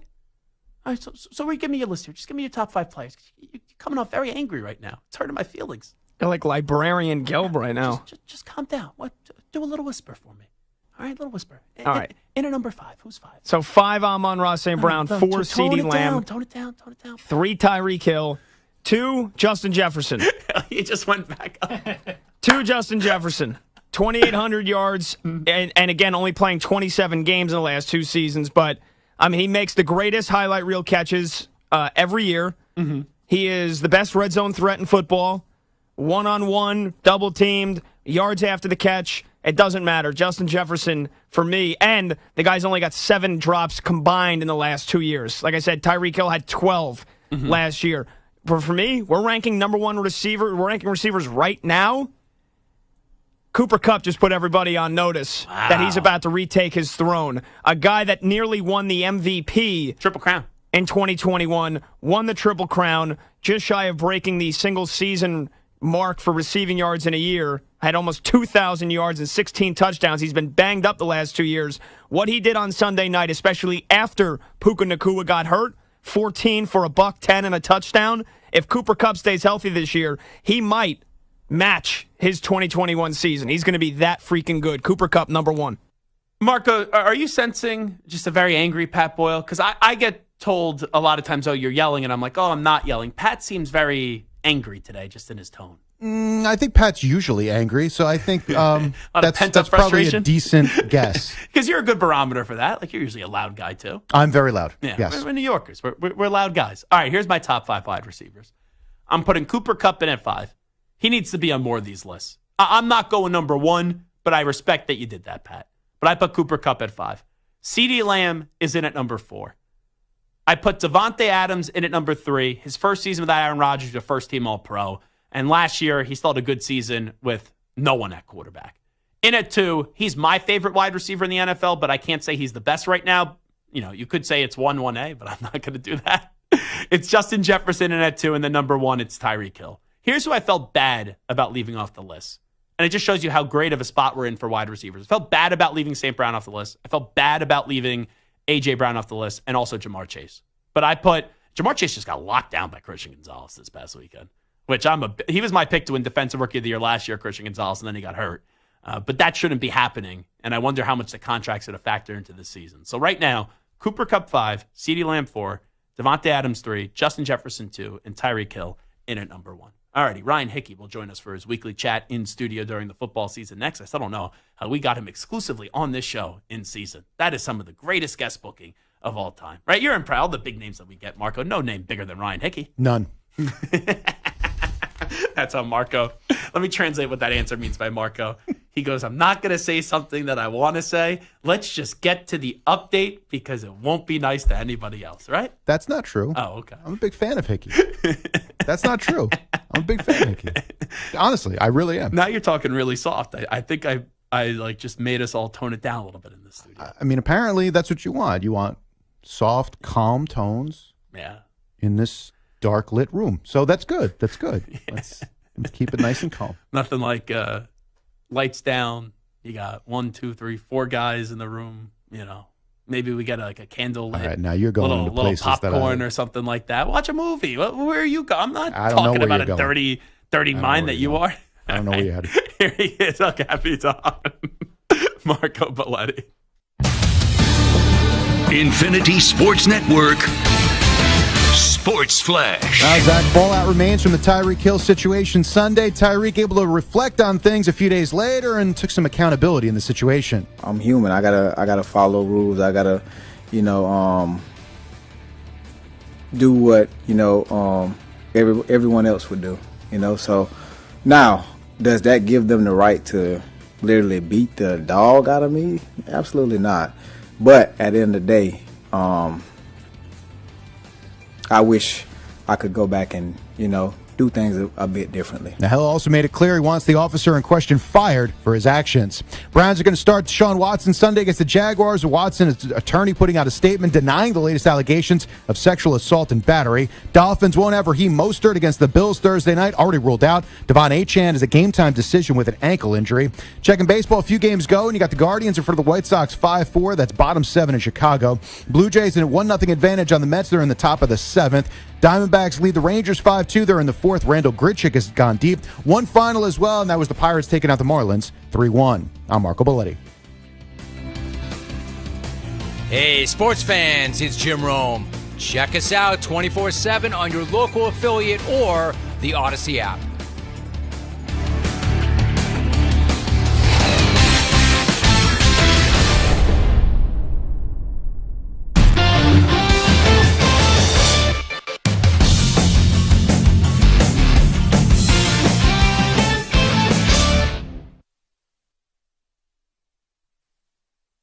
You're in a 5-minute break.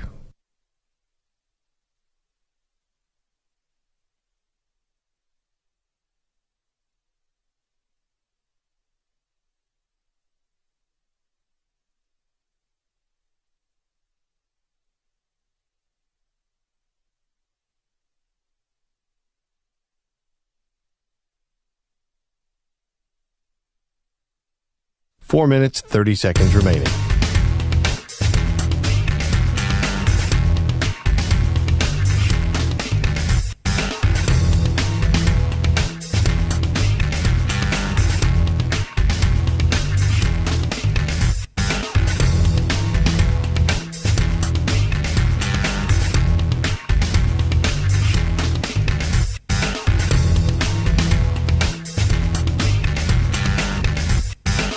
Four minutes remaining.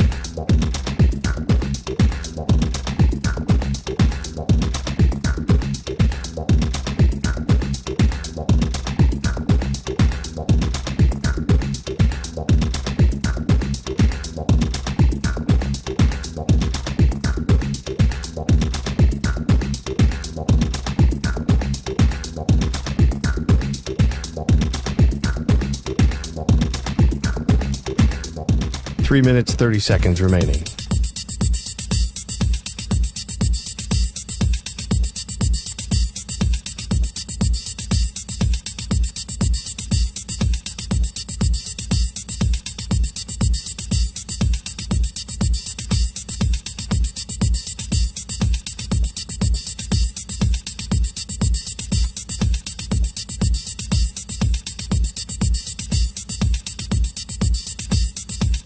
Three minutes remaining.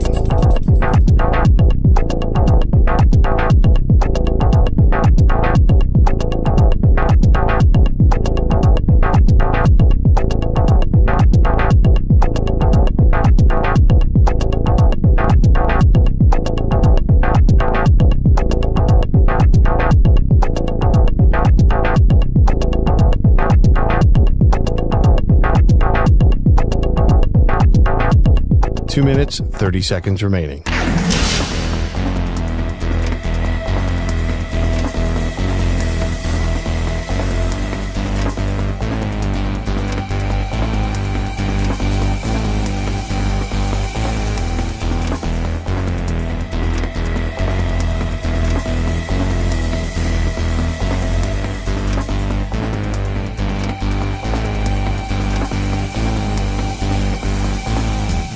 Two minutes remaining.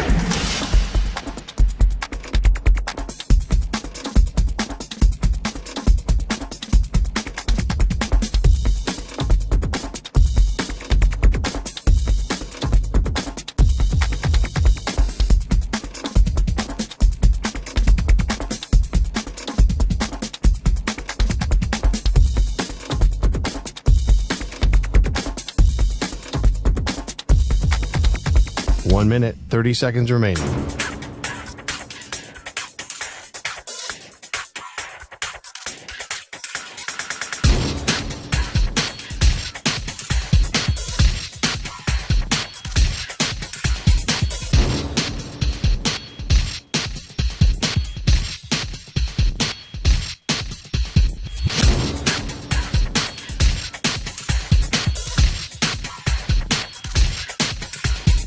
One minute remaining.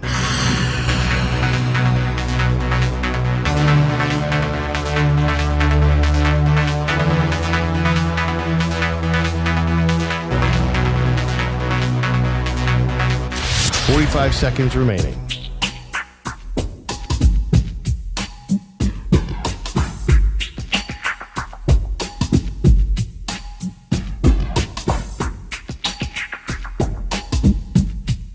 Thirty seconds remaining.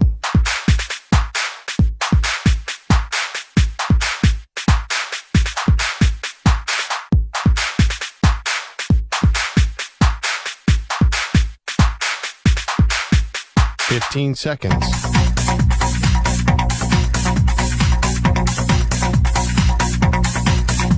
Break ends in 5 seconds.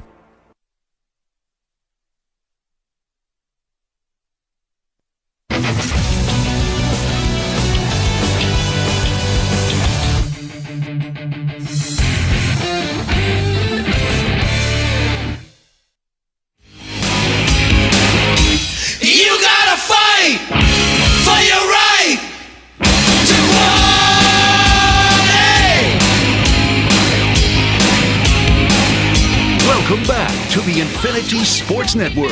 You know, this is an appropriate song, Pat Boyle. good job bringing us back to this because we'll probably fight and party right now with Hot Take Hickey, who joins us. Let me introduce you properly. He is the host of Hick at Night, which you can hear on the Infinity Sports Network.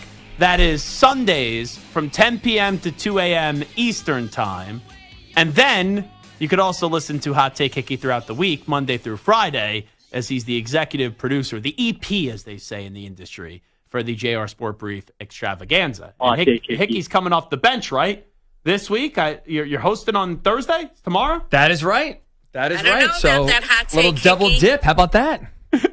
All righty, let me get your thoughts on this. First off, we bash you enough in this segment, so I'll give you credit. Even though I said Texas was going to win the game, I thought it was going to be closer than what you thought. You finally had a right prediction about Michigan after just picking against them for an entire year, but you said Michigan was going to get annihilated, and they did so up against Texas. Hot take Hickey. So you can take your victory lap here if you would like. I mean, there's not much to say. You saw it on Saturday. For me, the confusion is twofold. Number one, why people bought into this team. Just because of the amount of people that because you got to pick 12 teams. Like that's a problem going to 12 teams. There's a lot of teams that aren't great that people are going to go make a case for to get into the college football playoff. Well, even just like Michigan being, I think it was 8 in the country in the preseason poll. Like you look at what they were losing. Like you just lose any team outside of, I would argue, probably Georgia, Ohio State, probably Alabama. Any other team in the country loses the amount of talent and coaching that Michigan lost. No one's believing in them. So I was surprised still that there was a belief that they would just keep on churning it away. But two, also, what is Sharon Moore doing at quarterback? Like where he doesn't have one. They needs to go into the transfer portal. What was he looking at this offseason where he thought either Davis Warren and or Alex Orji were going to be good enough? Like you talk about a gross miscalculation. They can't even complete a forward pass. Kyle McCord would look pretty damn good in a Michigan uniform. And you would look pretty good at this point, honestly. I don't know about that. Jeez. That'd be a little bit too hefty for the Michigan quarterback room. But at least I could take the hits probably right now. That's also true. Okay, one team in college football that's impressed you the most and one team that you're most disappointed with. I will start. The team I'm impressed by the most is Tennessee. Josh Heupel, I've always been a fan of his. We saw what he did 2 years ago. Nico Iamaleava is going to be a star. Did I not say that correctly? I just like how you said it so fast just to push through and move on. I think I'm pretty close, and then I saw him pronounce his own name and say his own name, and he said it, and then the way that he tried to spell it out for people and like kind of just like say it for people, it just sounded differently than how he originally said it. So I think it's Iamaleava. You know, wait, are you putting an L at front? I think it's an I. Iamaleava. Or Nico now you're messing me up. Yeah. Nico Iamaleava. I don't know if that's right. I don't know who's right. But either way, we could agree the guy's a really good quarterback. We know who we're talking about. He is very good. Tua Tagovailoa is easier. Haliputivati Vaitai, or whatever the guy's name was, the left tackle. Giannis Antetokounmpo, much easier than however you say. You know what? People that know Nico well just call him Nico I, right? Like to a T, in the words of the great Mike Francesa. He puts out performances like this. People will know his name in 2 weeks. Ark Manning. Okay, so one team I'm impressed by the most, or the team I'm impressed by the most, is Tennessee. I think right now, I did my Take 5 Wednesday earlier. I had Georgia 1, Texas 2, Ohio State 3, Tennessee 4, Alabama 5. I think Tennessee right now is the fourth best team in college football. They've looked very good. Now, Josh Pate, by the way, said national championship contender. Wow. Now they got a tough schedule coming up, so I will reserve praise for Tennessee if until this was they Penn State, roll though, into Hickey would say national championship, no big deal. I'm just saying they do have a tough schedule. So NC State, look, it's a good win, and you only can play so far who's on your schedule, and they breeze right. They breeze by both teams. They look good so far. Team I'm most impressed with, USC. You look at their defense is finally for the first time tough, and even last week, look, it's Utah State. I'm not going to sit here and go crazy, but they shut out Utah State. Why is that important? Go back to last year, and I picked USC to win the national title and was embarrassed. What'd you pick first them this game year? of the year? Just wondering. Oh my goodness! How'd you pick them for this year? Just wondering. USC, I said like 8-4. I didn't really. You didn't have them in the college football playoff. No, they to me were the biggest USC's enigma. going to the college football playoff. That's the Hickey factor. I had, you know me, I'm usually very confident in where I stand. Even when you're wrong, you're stubborn the next year. Right. Some will say stubborn. I had no feel of USC going into this season whatsoever, and I've been impressed because the defense is real. Shut out Utah State last year. Why I brought that up? They gave up 28 points to San Jose State. They couldn't stop anybody. So now they're actually not only stopping LSU, but stopping teams they should. That defense seems real under D'Anton Lynn. I've been very impressed so far through 2 weeks. Okay. One team you're most disappointed by. Wait. Why did you just throw out with... You just said Dan Lanning at the end of that answer? No, Dan Lynn. Oh, I thought you said Dan Lanning. Lynn. I was like, because you were speaking very fast there, and I heard you say, I thought you said Dan Lanning. I go, is he talking about Oregon maybe being the most disappointed team? And he knew the question was coming, so he just got ahead of it. But the team that you're most disappointed by, for me, it's Notre Dame. Now, I always thought going into this year, Notre Dame wasn't as good as what people are talking about, but they are the team that should get in the college football playoff, right? And they'd be one of those teams that, because you expanded to 12, that's why they'll get in, just like how Penn State's going to get in because it's a 12-team format and a few other schools as well. But the question is, are they really great, or is it just because they expanded the format to 12 where good looks like great because of what the standard is now? Notre Dame goes from the ultimate high in week 1, beating A&M, which it was a good victory. I even said last week it speaks more to how A&M isn't as good as what some people had them ranked going into the year. And Notre Dame did what they needed to do, and that was just secure a victory, even though I wasn't that impressed by Notre Dame in the game, but it was a good victory.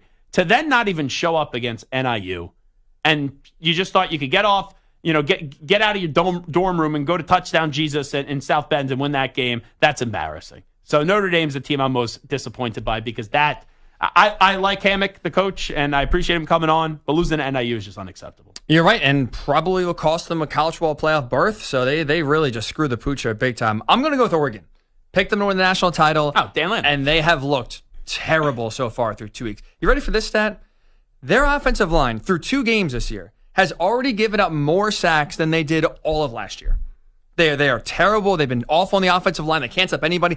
Ashton Jeanty, you knew after week 1 when he ran for 267 and 6 touchdowns, what are they going to do in week 2? Probably ride the hot hand. They can't pass the ball at Boise State whatsoever. And you would think Oregon, okay, let's game plan to stop the run. What does Jeanty do? 192, 3 touchdowns. Defense is not very good. Offense is not very good. The trenches, where I thought that Oregon was going to be very tough this year, so far it's been very weak. And when you start out slow like that, that's a position where it's tough to get better in season. I am panicked so far after 2 weeks of what I've seen with the Ducks. Okay, let's get to the NFL. You have always been a critic of Aaron Rodgers. You do not want to see the Jets do well. I even see the bleep-eating grin that was just happening in front of me when I mentioned the Jets. You had to love what you saw on Monday. I would say that's what we expect. Like that shouldn't be a shock to anybody. Guy at 41 years old, coming off the most serious injury anyone could suffer, looking rusty, also playing with an offense that is basically brand new to everybody. All 5 offensive linemen on the Jets, for the most part, are either new or coming off injury, so they're all trying to work together. They got a bad matchup playing against one of the best defensive lines in the NFL. The offense was fine. They didn't have the ball for that long. Breece Hall had a horrible game. He did. You saw what Rodgers does before the ball is snapped, which is like the greatest thing a Jet fan has seen because of who their quarterbacks have been. You saw some of the connection with Garrett Wilson. You know Lazard is going to have a solid season for them just because of the chemistry he has with Rodgers. I wasn't critical of the Jets' offense. It was the defense. You want to tell me this is a great defense and every Jet fan and player will make it out like they have the greatest defense of all time? You got a gift, no McCaffrey, and you let the backup for San Francisco run for 150 yards. That Jets defense, I'm not calling them great. I'm not saying they're as bad as and play as poorly the rest of the year as they showed on Monday, but they're just a good defense now, and I can't call them great until I see otherwise. That was embarrassing. Robert Saleh said after the game that he's not worried about the defense, that they'll fix it. You better, if they don't make the playoffs, he's getting fired anyway, but especially if that defense is the reason why they don't make the playoffs. I used to hate the Colts, and you know that, because of Brady and Manning and that whole rivalry and Jim Irsay and all the crying that the Colts organization usually does. And all that. I don't dislike the Colts anymore. Okay. Welcome. Where your organization is, where my organization is, I don't consider us rivals anymore. Yeah. Which neutral now. Which is sad. So fair. You know what? I will pull for your Colts to make the playoffs this year. I don't think they are, but I would like to see Anthony Richardson be a success. With that being said, I knew there's a butt coming. No, it has nothing to, and I'm not saying anything negative.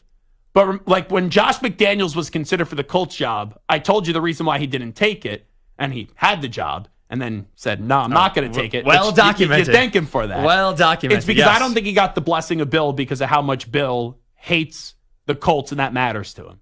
So seeing Belichick ever coach on the Colts like 4 years ago, that would have pained me. Bill coaching the Jets next year is never something I thought I could envision, especially with BB resigns as the HC of the NYJ. But if this season, and I think the Jets will make the playoffs, but if this season goes south for the Jets and let's say Rodgers is still back next year, Salah's gone. And do you think Belichick, is there a chance Belichick out of 100? What's the number coach of the Jets? 1. 1 out of 100. I think there's a far greater likelihood, that's most of it, that he's coaching the Bills next year. Ooh. In division, I don't think they're moving on from McDermott, but if they do. And then finally, you predicted the Falcons to go 14-3 this year? I did. They're 0-1. They're lost to the Steelers. 0-1. They play the Eagles on Monday, a game I'm going to. And then they play Kansas City. 0-3. Tampa winning the division now? I'm not jumping. Let me see how these next 2 Michael weeks play Penix Jr., out. here he comes to save They the are day. probably going 0-3. Before, I'm not jumping off the Falcons bandwagon after one game. But you got 1 foot in the water. That was the most disappointing performance of from week 1. That was terrible. All righty. He is the host of Hick at Night, heard Sundays on the Infinity Sports Network from 10 p.m. to 2 a.m. Eastern Time. The listeners in the YouTube chat want us to put you in a straitjacket for these segments because they say you talk with your hands a lot and you're going all over the place and it's very distracting. All right, fine. I'll put my hands in my behind pockets, the back. All right. I don't know if I had enough hot takes like Hickey or something. I don't know about that. Who said that? Oh, that was Bobby Hebert. Former Saint. Everyone's taking shots at me. Yeah, no, he used to listen to us in WWL. Jeez. Yeah, no, a lot of people. It's funny whenever I bring in a guest, they're like, "Oh, whatever happened to that hot take Hickey guy?" I'm like, "He's still here, Still does alive, the show. He's still just not with thriving." us. All right, it is the Zach Gelb Show on the Infinity Sports Network. I don't know about that hot take, Hickey.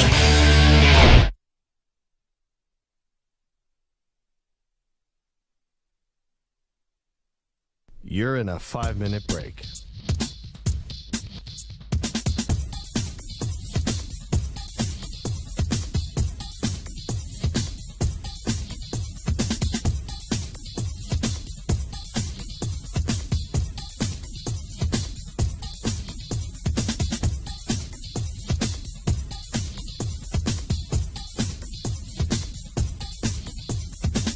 Four minutes, 30 seconds remaining.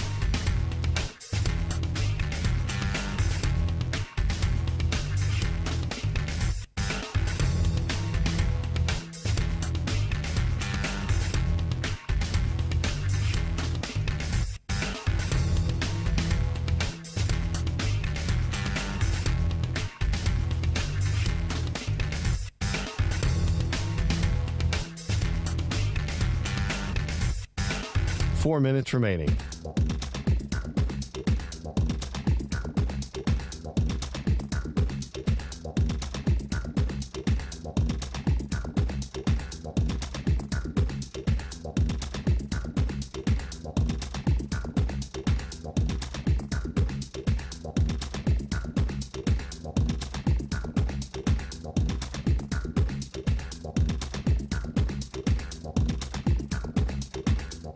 Three minutes, 30 seconds remaining.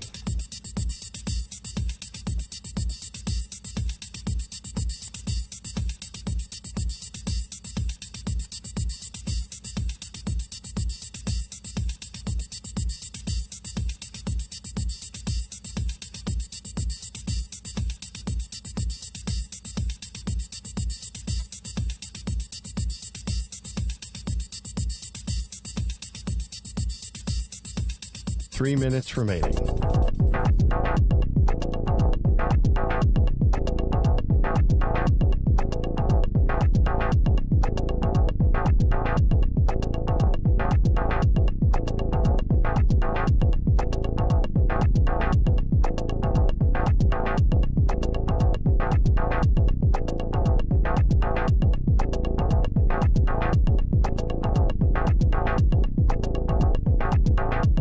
Two minutes, 30 seconds remaining.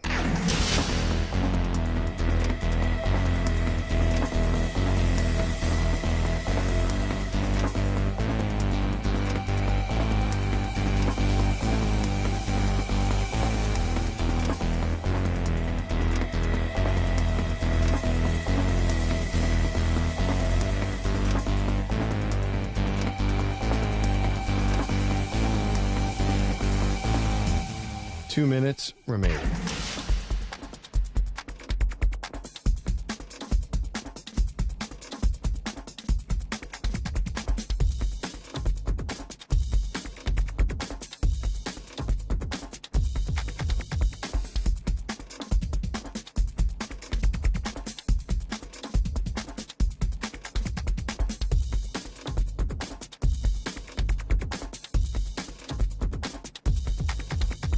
One minute, 30 seconds remaining.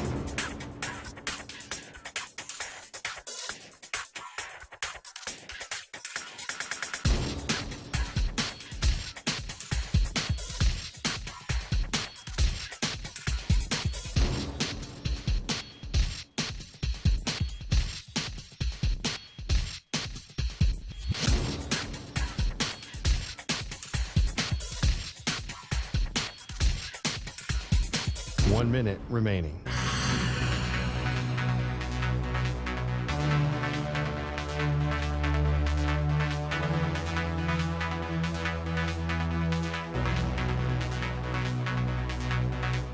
Forty-five seconds remaining.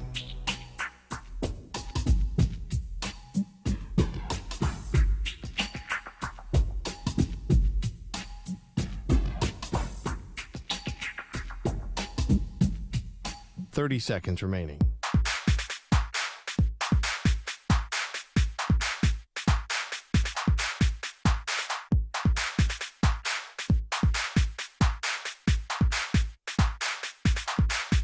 Fifteen seconds.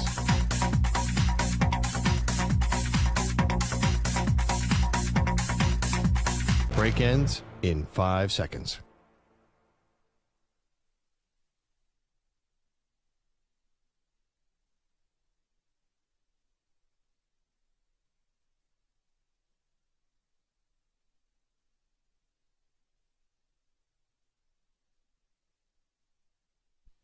To infinity and beyond. He's live. He's nationwide. This is the Zach Gelb Show.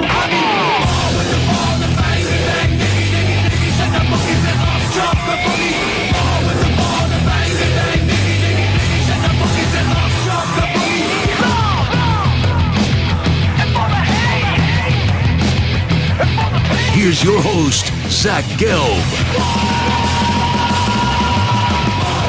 Oh, no, baseball fans. Oh, no. Well, if you're listening to us in Toronto, you're happy right now. If you're listening to us in New York, oh, no. Oh, no. Oh, no, no, no, no, no. Bowden Francis has a no-hitter for the Blue Jays up against the New York Metropolitans through 8 innings. Yikes. So the Mets, if they don't get a hit here, three outs away from getting no hit. Yikes. You know, it's kind of crazy, Boyle. And are you a Met fan? Why did, for some reason, Boyle, I think you're like a Cardinals fan. Who do you root for? Cubs. Cubs. All right, I was close. I was in the Central. How are you a Cubs fan, by the way? Not that I have a problem, just asking. Same reason that I used to be a Browns fan. Your dad? Nope. No, my dad's all New York. My dad's Yankees, Giants, Rangers, Knicks. Okay. Peak Notre Dame fandom. 11 years old. Brady Quinn, Jeff Samardzija. Oh, yeah. Idols. Long hair. Yep. So you are, baseball-wise, a Cub fan. College football, a Notre Dame fan. NFL, you were a Cleveland Browns fan. Now you don't have an NFL team? No. Why don't you adopt a team? I might. And when the mood strikes me. What am I going to be, a Giant fan now? They're the worst team in football. No, I'm not saying. Oh, they're not. The Giants aren't the worst team in football. Oh. The Carolina Panthers. They're close. NBA, you root for the Knicks. Yeah, Knicks Islanders. That's the local teams. And as loud and obnoxious as Boyle is about Notre Dame football, it's even worse for the Knicks. And then hockey just annoys me because you won't hear Boyle be talking about hockey when the puck drops in October. But then come March and April, oh, Mr. Ledecky, let me come sit in your box. Oh, you get me free gear. Oh, I love you, Mr. Ledecky. That's not true. That's not true. Partially true. I'm watching Brennan Burke from October to April, baby. But anyway, The Mets season is one of the most bizarre seasons I've ever seen. Because the first month and a half, they looked like they were going to be dreadful. Then they made the summer actually matter.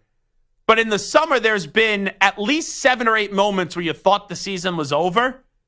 And now they're tied with the Braves for the 3rd wild card spot. If you get no hit today, I would say the season's over. But this Met team is so resilient. And whenever you think the season's over, they bounce back. Well, what was it the Drake song? Last night I took an L, but tonight I bounced back. That was Drake, right? No, that was Big Sean. Oh, was that Big Sean? Correct. Sorry. Okay. Sorry for bringing up Drake. Drake was on my mind with Kendrick Lamar being named the halftime show for the Super Bowl. And that's not going to be a fun Super Bowl for Drake, right? No, he's basically going to have the world telling him he's a pedophile. Yeah, I was very surprised as Vladimir Guerrero Jr. Wow. That's not a home run. The left fielder for the Mets, his back was on the wall. That looked like it was gone. And that was maybe the longest out I've ever seen. But I was very surprised because of what you just said with the A minor line and then also what that song has become, where we've seen, right, the memes of the Bloods and the Crips, like holding the bandana up together. It's be like, oh, Kendrick fans uniting over like hating Drake or whatever it is. I was surprised that the NFL is going with that for the halftime show. Like when Janet Jackson, you saw a little nipple on the halftime show and a bosom.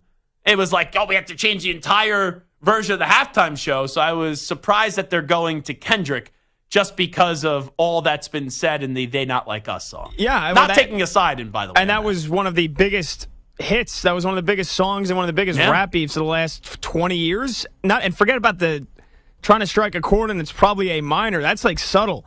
Where he literally says certified pedophile, and then another one he says, say Drake, I hear you like I'm young. Better never go to cell block 1. Like, what are you going to do for those lyrics? Well, they have to play that song. Have to. Right? It's going to be extremely toned down for PG language. Like all the references about him calling Drake a pedophile, you're going to have to take those out. Yeah, but if I'm Kendrick Lamar, I'm not taking that stuff out. I think for a multi-million-dollar payday, I think he's gonna. I don't know. I think that's one of the things in the rehearsal. Oh, yeah, you're going to do it one way, and then when you get on the stage, it's going to happen a little bit differently, is going to be my idea. If I'm Drake, though, do you go to the Super Bowl? No, absolutely not. You can't. Everyone thinks you're just going to be like hiding, and you don't want to be any part of that halftime show. I think it would be pretty badass of Drake to just show up, you sit, you have all the money in the world, go sit, you know what? Be one of the fans that are on the field and just basically say, hey, I'm here. You want to rap this song and say all these things about me? Say it to my face. Rap it to my face. I think that'd be pretty badass for Drake. I think it's the only way Drake could usurp Kendrick in this halftime show. I don't think if Drake's going to the Super Bowl, I don't think it's to sit there and be friendly. Okay. That's where we'll end that conversation. You open up a microphone for Pat Boyle, and you never know what's going to happen. Who's one person that hasn't performed the halftime show that you'd love to see them perform the halftime show? Now, Jay-Z's like in charge of all this, right? I guess. I believe that's like what has happened the last few years here. He advises the halftime show. I want to see Jay-Z. I would love to see Jay-Z at the Super Bowl halftime show. That's my first thought. You? I couldn't, off the top of my head.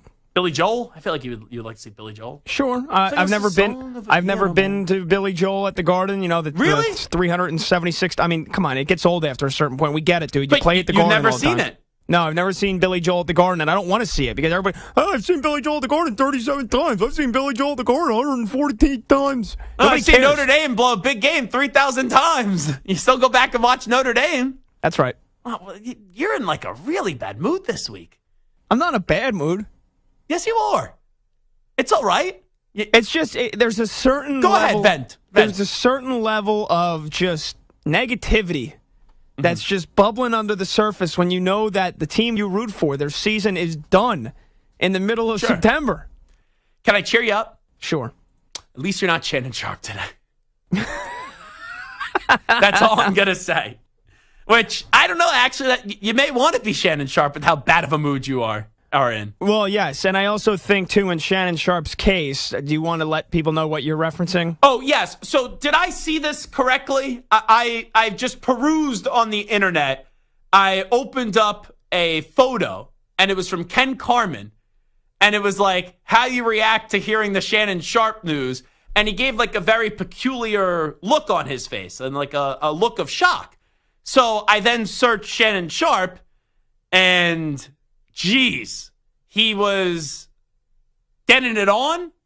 Let's just say I don't want to get dumped here by Pat Boyle. Well, you can say anything. I promise I won't dump you. He was having a little nookie time, okay, with the lady, and I guess this was on his Instagram Live, Pat, where yes. he didn't know he says he got hacked, or maybe he went live and it was there, or someone that hacked him had him go live or whatever, but you don't see anything. You just hear everything that's going on. Is that correct? I haven't watched the video. No, you're usually an expert on these kind of videos. That's why I think. Well, I think it just happened. I think it just happened in the last hour or two while we're on the air. But how do you think he found out? Like, you do what you do. All right, little bam chicka wamp time. And then what? Do you get a call from your agent, or you get a call from your friend? It's like the scene Jordan Belfort when he's on the Quaalude and his phones are tapped by the FBI, and I think it's Donnie, right, in The Wolf of Wall Street is running his mouth the phone, and he's like, "It's the phone." It's almost like one of those scenes where someone calls up Shannon Sharp's like, "Dude, turn off your phone," and I bet you Shannon Sharp just probably laughed at the whole thing. Yeah, now here's the thing. Let me play a little devil's advocate. Oh, I thought you were going to say play the audio. I'm like, we don't need to do that right now. This is a family-friendly program. No, let me play a little devil's advocate. Friendly family or family-friendly? Family-friendly. Family-friendly, okay, yeah. Let me play a little devil's advocate. You see what Shannon Sharp looks like. Former professional athlete. He's the Hulk of a man. If he gets down, even remotely as good as the man looks or played football, okay, this is only a positive thing for him. I don't think it's really all that bad for him, but also I would not want that necessarily associated with me and getting broadcasted to everyone. So, oh my God. Can you hear the screaming in the newsroom? That's our buddy Anthony Gallo. I just heard Gallo and Hickey. I just heard let's bleeping go, as there is not going to be a no-hitter in Toronto. And now they may not even win the game, as Francisco Lindor just parked a solo shot to right field, and the Mets and the Blue Jays have tied it at 1 apiece. So Abe Drinking in the YouTube chat says Sharp Tua. That's good. For one Shannon Sharp. Shannon has inspired me, honestly. It makes me think, what if I left a little Instagram Live going a little too long? I don't think you're working with what Shannon Sharp is working with in more than one way. I don't know. I'll never forget. Do you remember years ago, I guess there was paparazzi parked outside Justin Bieber's mansion, and I guess Justin Bieber was walking around and he didn't have any clothes on. And Justin Bieber tells this story because his Pisha deal was going all over the internet. And he told this story about one of his friends said, "Oh, how'd you react to that?" And he goes, and he got a lot of praise for the size, let's just say, of what he was working with. And Bieber is a skinny little guy. And Bieber goes, "I was actually disappointed I had a little shrinkage from the pool," which is a great line by Bieber when everyone's praising you one way and you say, "Oh, it's actually a little bit bigger than that." So I would say Shannon Sharp, it's not that big of a deal. I wouldn't be happy with it personally, but now Stephen A has to bring this up on First Take. Oh, yeah. Like, they got to have a little fun with what's going on. Well, and here's the thing, too. You couldn't see anything. All you hear... Yes. Oh, that's all you hear is...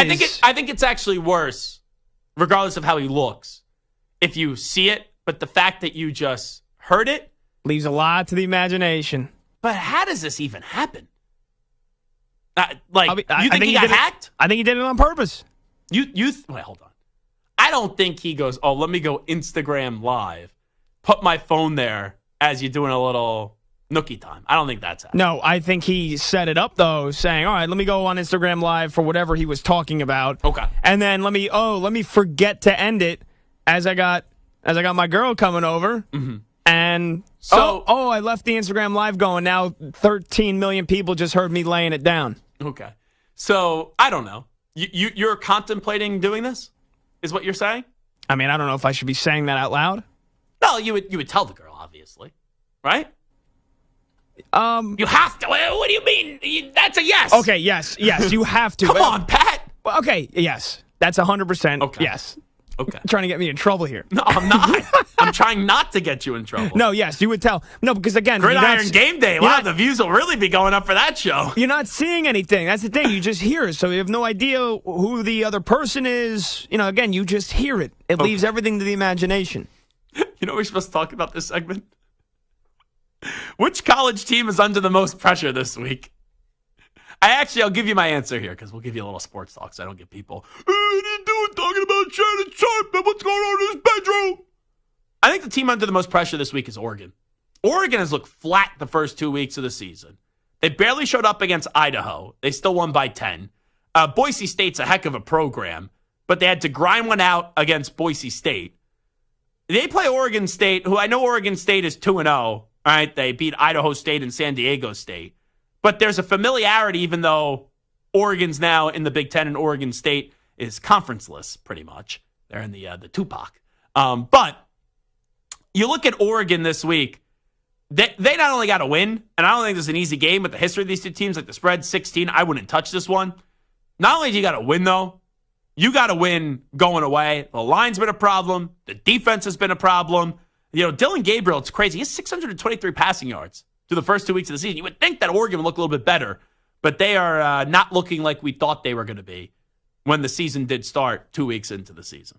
All right, this is Zach Gelb Show on the Infinity Sports Network. We will take a break. When we come on back, former Jet and Steeler offensive lineman Willie Colon will join us. The Jets, where's Willie's level of concern? And the Steelers, it looks like Justin Fields is getting the start on Sunday in Denver. Is this the end for Russell Wilson? I suggested yesterday that Russell Wilson should retire. Should Russell Wilson retire at the end of the year? I will ask Willie Colon that. I said yes, obviously, because this has now become a sad story. And Russ has a Hall of Fame career. The longer and longer you play, I think how this career is ending gets highlighted more than what he did for pretty much the first decade of his career. Coming on back with Willie Colon next. Football is back, and what better way to celebrate than winning some cash with Sleeper Picks? Sleeper Picks is a fantasy game, but you can win real money. Just pick more or less on at least 2 players' stats. If your picks are right, you win. You can pick up to 8 players to win up to 100 times your money. And Sleeper has a couple of huge offers to kickstart the football season. For new users, Sleeper will match your first deposit with up to $100 credit to your account. If you've already played, Sleeper's got discounted player projections for you every week of the season. So download the Sleeper app now and use promo code SCORE, and your first deposit will be double with the credit up to $100. What are you waiting for? Download Sleeper today and use code SCORE for a credit up to $100. Match on your first deposit. That's code SCORE, SCORE. Must be 18 years in most states and in state where it is legal. Promo code and other restrictions apply. Visit sleeper.com. Please wager responsibly. Gambling problem? Call 1-800-426-2537 for help. And it's paid for by Blitz Studios.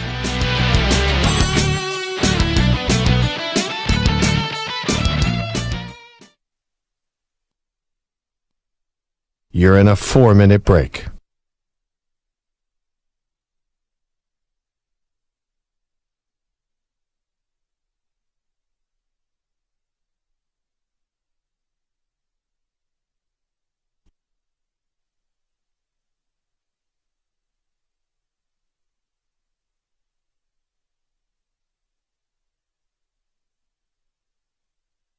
Three minutes, 30 seconds remaining.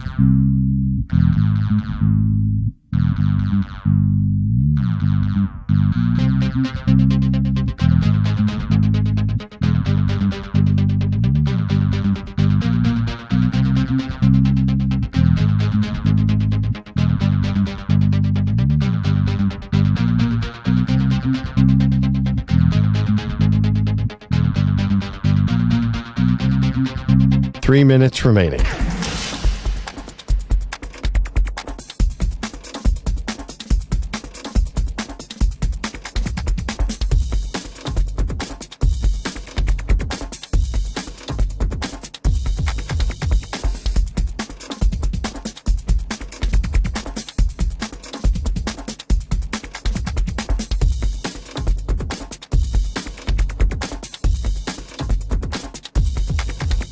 Two minutes, 30 seconds remaining.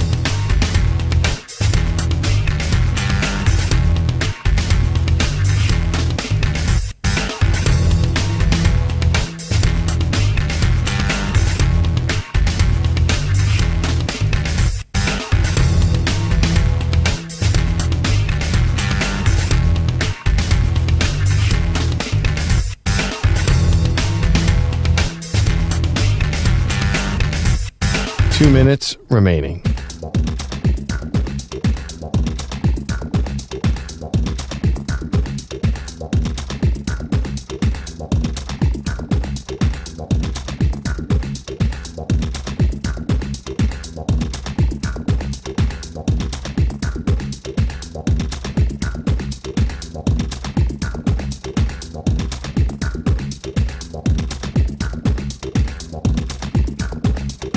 One minute, 30 seconds remaining.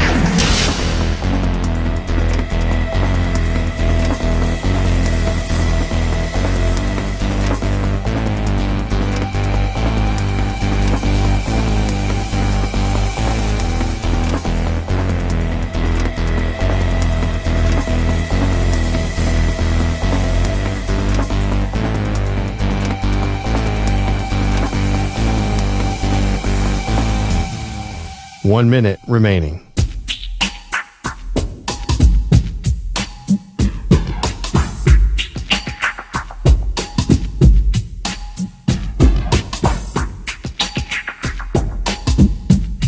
"45 seconds remaining.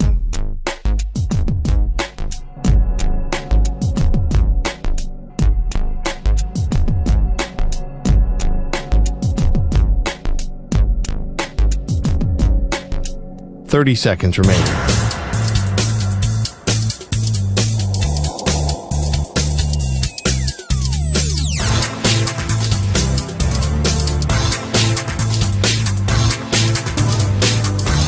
"15 seconds.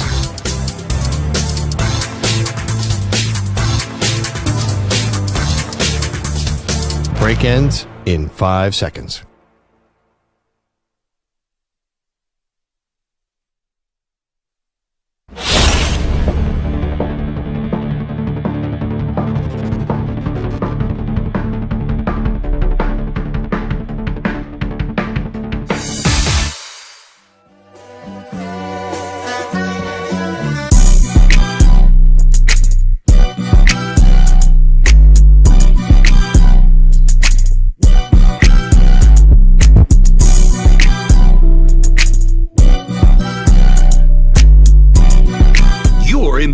Place, the Infinity Sports Network.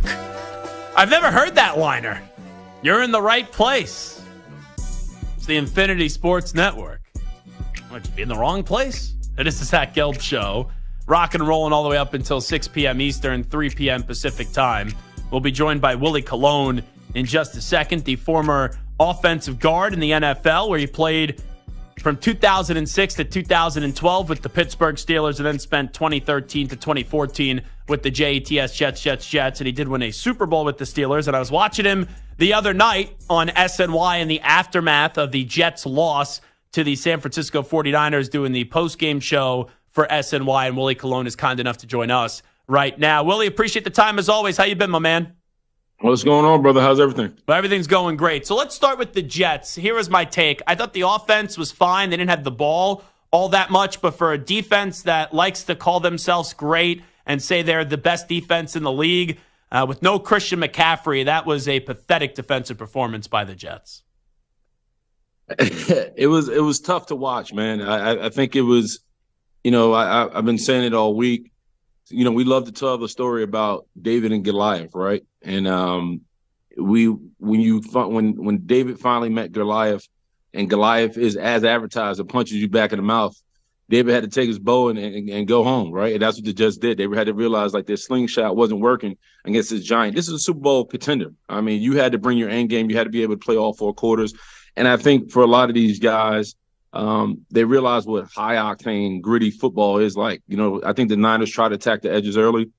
They weren't very successful, so they was like, all right, we're going to make it a phone booth fight. And they were able to do it for 4 quarters. And then we also got to note, I know this has been highlighted, you know, this is a different Jets team from last year. There is no JFM. There is no Al Woods, Quentin Jefferson. You know, so a lot of these young guys, some undrafted guys, that was their first shot or even first look or even being in a game where that level of physicality they've ever played in. So I think it was an eye-opener. It was a little disheartening to see Sauce kind of tap a little bit, if you will. But if you want to go the distance, that was the measuring stick. Now you know what the level of competition, the level of execution that Jets team has to play in, rather, to be successful. So thank God it was week 1. It wasn't week 12 or 14. The Jets will bounce back, and they'll be all right. Yeah, on a scale of 1 to 10, 1 no concern, 10 all the concern in the world, where are you at when you say, okay, they'll bounce back and be all right? Well, I think a couple of things. I think as far as the offensive line, you understand this was Elijah Veritucker's first game back coming off of Achilles, just like Aaron Rodgers, right? And you figure we didn't see a whole lot of Mike Williams. Tyler Conklin wasn't very much mixed into the offense. Garrett Wilson didn't get enough looks. Breece Hall didn't get enough touches. So there's still a lot of meat on the bone. I think defensively, you know, it's just a matter of understanding that from a personnel standpoint, they may have to make some calls and go get some beef eaters up front, because when you have C.J. Mosley in the secondary pretty much leading in tackles, it makes you wonder, like, hey, you know, are we prepared for that type of gritty matchup down the road? Now, valid, they won't play another team like the San Francisco 49ers. However, there will be teams that will look at that tape and say, all right, if they're athletic, let's just bring the fight to them. You know, let's just kind of just box this in and to see if they can bang it out for 4 quarters. And that's what the Jets are up against. Willie Colon here with us. His great job pre and post SNY talking about the Jets. I know it's not a beef type of player, but we know he knows how to get to the quarterback. That's Hassan Reddick. The last 4 years, double-digit sacks. He's holding out right now. Is there going to be any resolution here, or until the Jets pay him what he wants, you think Hassan's going to be willing to sit out the entire season? Well, listen, I didn't think Hassan had a lot of leverage going into that San Francisco 49er game. Now, seeing how that defense played, now the little bit of leverage is on his side, right? Because they weren't able to get after Brock Purdy. They weren't able to kind of flat out get after the quarterback, period, through the whole game. So now you say, all right, well, you know, maybe we do need to pick it up and get him in the building ASAP. But Joe Douglas, the GM for the Jets, he's been very adamant. You know, I'm not having any conversations. I'm not doing anything until he's in the building. So Hassan Reddick has to make a choice. Do you continue to lose the money that you most likely won't get back? Or do you say, okay, you know, let's make this work somehow, because we need you. We need to get this thing moving in the right direction. Considering that the Jets have the Titans on Sunday, then turn around and play New England on Thursday, you know, you want the momentum to start swinging, and you need to get this defense up and running and moving in the right direction along with the rest of the team. So I don't know. I think Hassan, you know, there's the old saying we used to say in the locker room, stay out of another man's pockets. I want to see him make all the money he possibly can. And, you know, he's going to be 30 September 22nd. You know, it'll be a good birthday gift if they hand him a big check that can kind of take care of him and his family. I know, like you said, you don't touch another man's money, but if you were a teammate of his, would you maybe give him a call, like Aaron maybe gives him a call, to try to get a little middle ground here and try to get just both sides back to the negotiating tables and both sides of the building?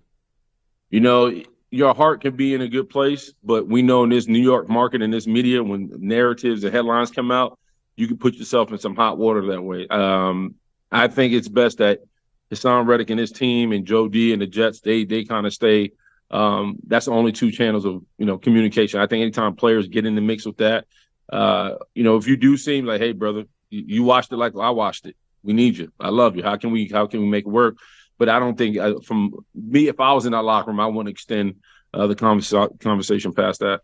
Willie Colon here with us. Let me flip to the Steelers, your other former team. Justin Fields got to start week 1 because Russ was hurt. Now it looks like Fields is going to get the start again in week 2 from what Mike Tomlin said yesterday. If Russell Wilson, let's just say, is able to go this weekend and was 100%, which all indications are he's not, would you start Fields or would you start Russell Wilson this weekend against the Broncos?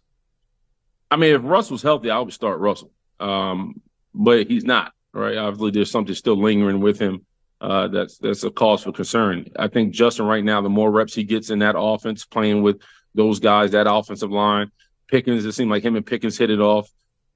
You got to kind of continue to ride that and see where it goes. But if Russ was healthy, I would go with Russell Wilson. But listen, Justin Fields is an athlete. Like, that was one of the things that the Steelers were attracted to, that his ability to kind of tuck the ball and run. You saw him kind of do that during the game against the Falcons. Now, what kind of makes you scratch your head is like, man, this kid, he just puts it together. You know he could be special. But a lot of this is mechanics. A lot of what he was dealing with in camp was his bad footwork, was led to a lot of inaccurate passes. And a lot of times him just holding on to the ball, not being quick enough on the draw. And so those are a lot of things that he's going to have to really iron out to be an efficient, competent quarterback. But as long as the defense shows up and play the way they play, and as long as they're able to have Chris Boswell knocking it through the uprights, they're always going to have a shot. So you know who the Steelers are. It's just a matter of who the quarterback is going to be for the future. I don't know what else I could say about T.J. Watt. It's weird. To me, he's the best defensive player in football. I think you're splitting hairs between T.J. Watt and Myles Garrett, but I do put T.J. Above Myles Garrett. But it still feels like he still gets a little disrespected, T.J. Watt. Like, he's led the league in sacks 3 out of the last 4 years. He led the league in sacks last year, and he didn't even win the Defensive Player of the Year. And, man, he had not only Defensive Player of the Year performance on Sunday, but MVP type of performance in that game. You know what's unfortunate is and this is the only way I think about it. If he was doing more commercials, if he was doing more, be more like JJ. Yeah, he would get it, right? But because he's a blue collar through and through Steeler, true to the grind, he does get disrespected, and I don't get it, because your job is to be the best at your position, and he is the best at his position. The numbers speak for himself. The impact speaks for itself. I've seen him single-handedly win games at his position. I don't know what else the man can do. It seems like he needs to do some more commercials, be more, I guess, pop out on TikTok a little bit more, and maybe he'll get the nod. But it's unfortunate. And I totally agree with you. He does get disrespected. It just is, it's a popularity game at this point. Maybe he just needs, to call up Lay's or do a commercial or something. I don't know, but I agree with you. Never. Are you more concerned about the Browns or the Bengals with their Week 1 performance? Bengals lose to the Patriots, and the Browns, they got blown out by the Dallas Cowboys. Probably the Browns. To be at home against the Dallas Cowboys, for that score to look 33-7 at one point, I was shocked, man. I thought that was going to be a way better outfit, especially defensively. They looked asleep out there, and I don't know how you're asleep at home for an opener, Week 1, especially against, with Tom Brady in the booth and the Cowboys rolling into town. It seemed like it was going to be a big-time game, and they looked asleep. And I don't know what they expected out of Cowboys. I tell you what, if anybody was sleeping on the Cowboys, you better wake it up, because Zimmer got that defense humming at a high level, and them boys came to play. And they looked fast, they looked furious. His schemes were amazing, and Dak and the rest of the offense looked on par. So I'm really shocked about the Cleveland Browns. Listen, I understand Chubb is out, but you still had Amari Cooper, right? You still had that badass offensive line. You still had Njoku, and you still had Deshaun Watson. I just suspected a better output. So for those guys that kind of drop a dud at home, it makes you scratch your head. How did that happen? I know there's still a ton going on off the field with Deshaun Watson, but just keeping it on the field, he looks lost. And I think it's something that we don't think about enough. But when you were a great player, which he was in 2020, and then didn't play in 2021, was suspended for most of 2022, his fault, and then got hurt in 2023, you start chasing what you once were. I think the good days of Deshaun Watson are way behind him. Yeah, it's unfortunate. I think at this point, you never want to never want to talk about the yesteryears, right? Because that's how you get yourself in trouble. And right now, I think. Okay, but I'm sorry. My daughter's calling for chips. All right, hold on, baby. Hold on. Daddy's doing the interview. And so, yeah, it's unfortunate, because I think when you start thinking about the yesteryears, and I think the way they've paid him, the way they've been patient with him in his process, it makes you kind of say, man, I don't know if this kid has it anymore. And seeing some of the hits he took, seeing the injuries he dealt with last year, it's unfortunate that the Browns aren't getting the Deshaun Watsons and what they paid for, or the Deshaun Watson they thought they were going to get out of Houston. So I think it's just a schematics right now from a scheme standpoint. And right now he just doesn't look comfortable. And I don't think he's ever looked comfortable, to be honest with you. I think he's a ball player that knows how to play football, but true comfort, I don't think I've seen it yet. He is Willie Colon. Willie, we appreciate the time. Thanks so much for doing this. Thank you. I appreciate it. There you go. Willie Colon joining us on the Zach Gelb Show on the Infinity Sports Network. Always enjoy when we get to catch up with him. We'll take a break. We'll come on back. We'll update you on some of the biggest stories in the world of sports with some audio. We'll get to the news brief on the other side. But first up, with the latest Infinity Sports Network update. Man, that's 6-1 now? Yes. Oh, my God. I saw the Lindor 3-run bomb. I saw the Lindor home run, and that was 1-1. I looked up, then I saw it was 2-1. I saw Alvarez hit the home run, but I never saw what the score was. Yeah, and the home run by Lindor breaking up the Bowden Francis no-hitter to lead off the ninth inning. Oh, yeah. We talked about that earlier, but yes, that's a good job you resetting it for people that just may be tuning in to the program. The Mets have now batted around because Lindor just walked in this ninth inning. Holy smokes. You know what? I will say this, and I know you're a true baseball guy. Shohei Ohtani is the best player in the National League, but the award is the most valuable. You take Ohtani off the Dodgers, they still make the playoffs. If you take Lindor off the Mets, they stink. And I would not have said this a month ago, but I think if the Mets make the playoffs, I don't think he will because the writers will vote for who's the best player. I think Lindor should win the MVP. Look, it's a good argument. Unfortunately, that award has not been the most valuable player in a really, really, really long time. Because we got away from that because we were saying that we were robbing players of having monster seasons because their team wasn't good, had nothing to do with them. There you go. Mm-hmm. There's a lot of players, though, that have won MVPs that have nothing to do with being valuable. You can't be a last-place team and have a player that's a valuable player. You can't be valuable if your team is in last place, but we've moved away from that. It used to be where you had to be valuable, you had to be in it, unless there was no one deserving and somebody had a monster and it was like, all right, look, teams that are good, it was collective effort, nobody deserves it. So I'm not arguing with you in your premise, but that is a long gone thing that voters are looking at, and Ohtani's going to wind up 50-50. He's going to get the award. Let me be clear. What will happen and what should happen are two different things. What will happen is Ohtani will win the award. I think what should happen, as long as the Mets make the playoffs, Lindor. I'd be more than thrilled, but it has to be consistent. It has to be a year in and year out thing. I don't want to punish Ohtani because he's a DH, and every other year we give it to the best player, but not Ohtani because he's the DH. Yeah. To me, that's asinine. Okay. That's why I want the consistency year in and year out. Let's go back to what the actual award is supposed to be, which is valuable. But we got to do that every year. We can't just pick the one year that the DH... No. See, that I don't like. That's his position. He's doing it well. I don't care about that consistency. Part. I'm very big on that. Yeah. By the way, what was Willie Colon's daughter asking him for? I think chips, he said. Which is funny because he was talking about maybe TJ Watt needs to do more Lay's commercials so he could get more respect, like put himself out there more because of how great of a player he is. Maybe there was a chip issue there for the last 2-3 answers where his daughter was trying to get some chips from him. But I thought that was very smooth parenting, and I know you respect smooth parenting. He was like, hon, I'm doing an interview right now. Hold on. And I was like, okay, that's my last question to him. Blah, blah, blah. You were smart to get out of there because I'm pretty sure his daughter would have been in the shot very, very soon. That was good, just delaying. Smart. A little tactic right there was smart parenting. His daughter clearly wait a minute, I'm doing an interview. I knew that you would appreciate that. And said, good job by you. Get him out of there. Let him go do what he's got to go do. If it was 2 minutes into the interview, I would have been like, hey, tell your daughter, be quiet. But I was done. Hey, Willie, tell your daughter, shut up. Whoa. What? Now, why do you have to go And then you wondered if he was angry. Why do you have to? Willie Colon is a nice guy. You have no clue how old his daughter is. And now you're telling his daughter to shut up? I was doing the Key and Peele. I was your anger interpreter. Okay. Sometimes, I've learned here. You give a mouse a cookie, they want a glass of milk. Boyle, you bring him on a little bit, then the open mic, and there's a line, and if there's ever a way someone's going to cross a line, it will always be Pat Boyle with his feet jumping over the line. We'll get that from Botcher the next 2 days. Oh, is that who with us on Thursday and Friday? That's correct. With the 9,000 scheduling change? I thought we were supposed to have Scarlatos on Friday. No? I think that changed. Oh, so we don't have Nico Yamaliava Scarlatos on Friday. Now it's Botcher the next 2 days. I could be in Friday. Yeah? You want to be in? Tell Bellotti to switch me and Botcher. You think I'm calling Pete to tell him to change the schedule? He's sleeping right now. I heard Botcher. I'm like, okay, that's good. That's fine with me. There's maybe like one or two other names. People don't work there anymore. That if they called, I would have been like, nah, I don't need to work with those people. But no offense. I love you, Pat. But Botcher's very, very, very good. Waco.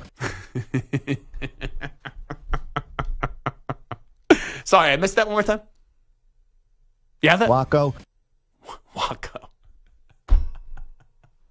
All right. We'll take a timeout. Kai Horton. Standing by with the latest update. Let's go, Jets. El Capitan. Marco Bellotti. Infinity Sports Network. Sports Flash. Zach, latest allegation of sexual assault and battery has been denied by Browns quarterback Deshaun Watson. That through a statement from his attorney. Meanwhile, head coach Kevin Stefanski trying to keep the focus on the field as Watson will be his starting QB against the Jaguars. Regarding Deshaun's legal situation, we put out a statement yesterday. I won't have much to add past that statement. We'll let due process play out and follow the NFL's guidelines. We are 100% focused on Jacksonville, 100% focused on going on the road against a good football team, trying to find a way to get a W. Meanwhile, Tyreek Hill wants the officer that detained him Sunday fired, also admitted to not following directions quickly enough as well. Tyreek trying to use his experience to help everyone move forward from this situation. It's a lot we can learn. Like, I think in football, how we get better from things is we watch the tape and we get better from it, you know? And this instance, we should do the same, you know? Like, a lot of people want to critique, a lot of people want to criticize, a lot of people want to do this, but I think this can be a learning tool for everybody. Baseball, the Mets have put up 6 runs, still batting in the now it's the bottom of the 9th inning, looking to finish off the Blue Jays 6-1. D-backs 11-4 lead on the Rangers. Guardians bounce the White Sox 6-4. Pirates handle the Marlins 3-1. I'm Marco Bellotti. 855-212-4227. That's the number to get in touch with us. The Infinity Sports Network. Give us a call. 855-212-4227.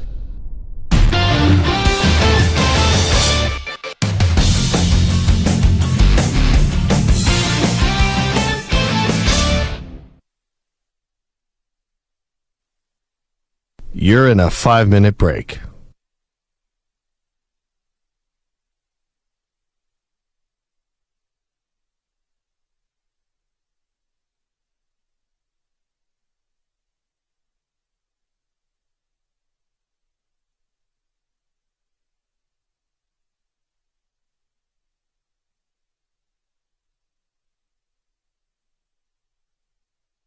Four minutes, 30 seconds remaining.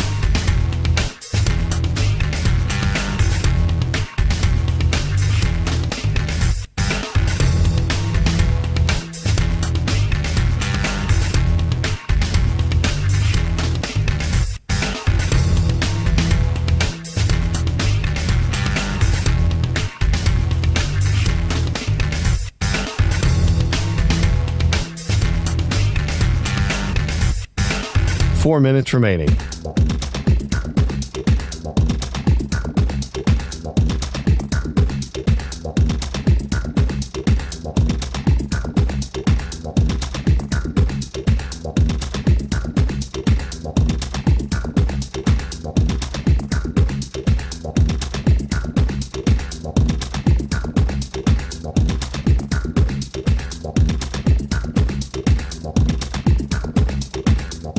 Three minutes, 30 seconds remaining.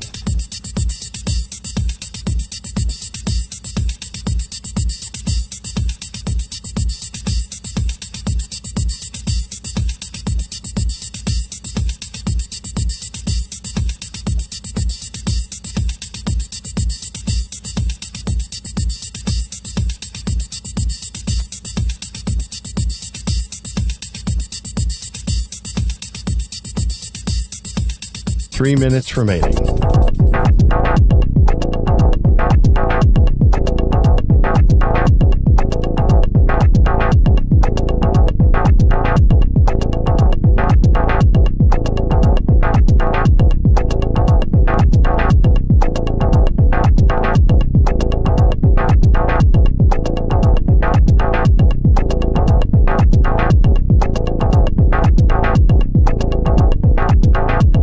2 minutes, 30 seconds remaining.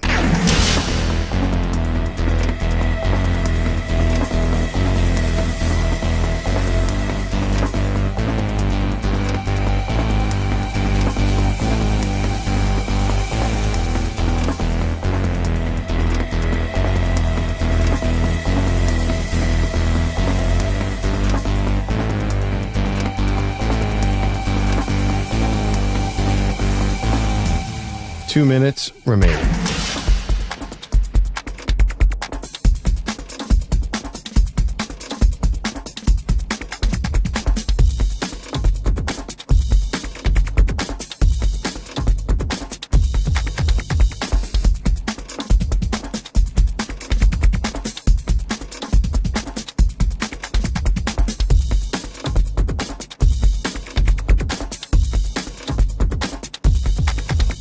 One minute, 30 seconds remaining.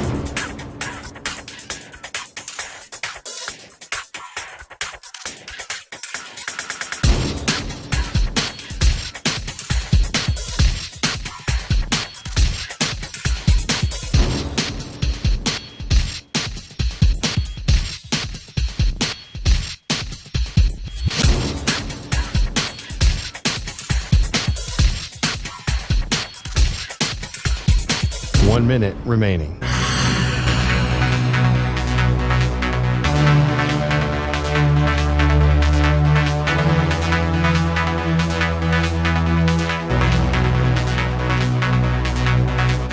Forty-five seconds remaining.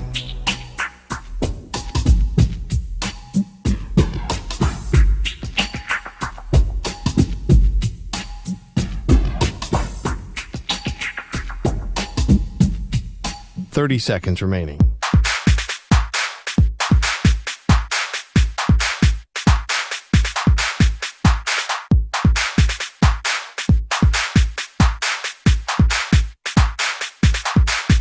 Fifteen seconds.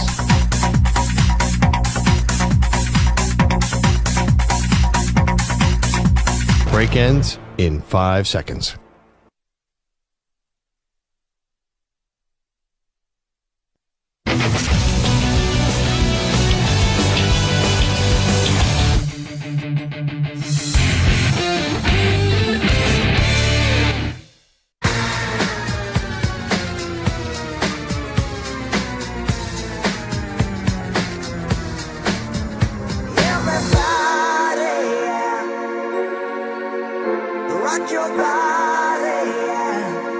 Hey, this is Howie. And this is Nick from the Backstreet Boys. And you're listening to the Zach Gelb Show. And guess what? Zach is back. All right. He's live. He's nationwide. This is the Zach Gelb Show. Oh my God, we're back. Alrighty, this is Zach Gelb Show on the Infinity Sports Network. It's time to answer Ask the Pros question of the day, brought to you by O'Reilly Auto Parts. Earlier, we ranked our top 5 receivers in the NFL. And Kenneth Garner on Twitter says, you guys not mentioning Mike Evans is criminal. What's up with that? So you could submit a question by tweeting at INF Sportsnet or at Zach Gelb using the hashtag AskThePros. Think O'Reilly Auto Parts.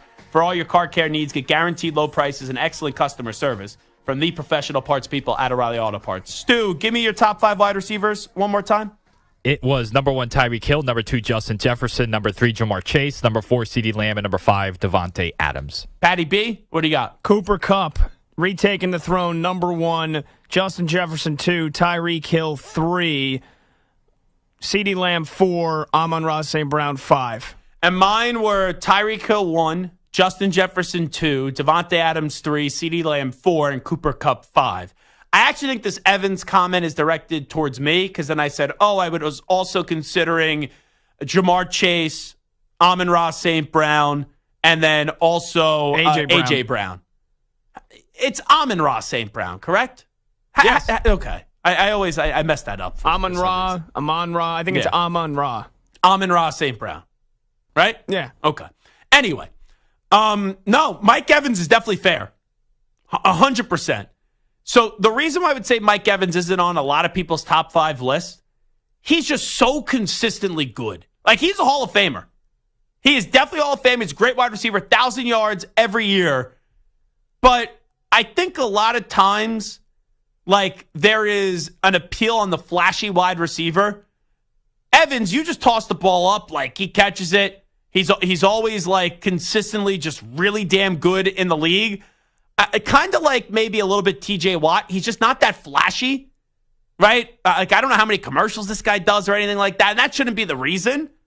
But yeah, if you want to say that Mike Evans is the top 5, it's a fair question, and you won't have any gripe from me about that.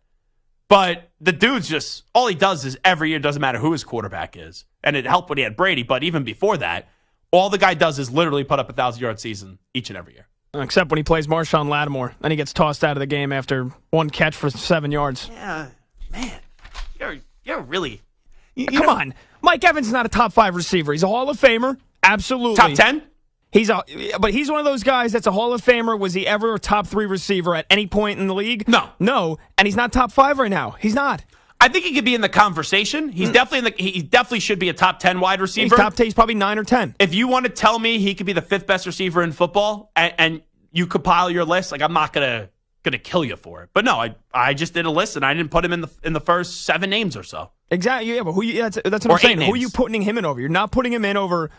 You're definitely not putting him in over CeeDee Lamb, Tyreek Hill, Justin Jefferson. I think Cooper Kupp right now is number 1. I can see, like you said, you have him at 5. I can see if you want to put Mike Evans in over Cooper Kupp, and even then, I don't really see that. But that's, again, if you're going off, Kupp's been hurt the last 2 years, that's one thing. He's an 1,100, 1,200-yard wide receiver every year. That's incredible. You're not putting him in over Devontae Adams. You're not putting him in over Jamar Chase. It is Zach Gelb Show on the Infinity Sports Network. Let's end the show out in style. We'll get to a few of these quickly. Let's get to a news brief.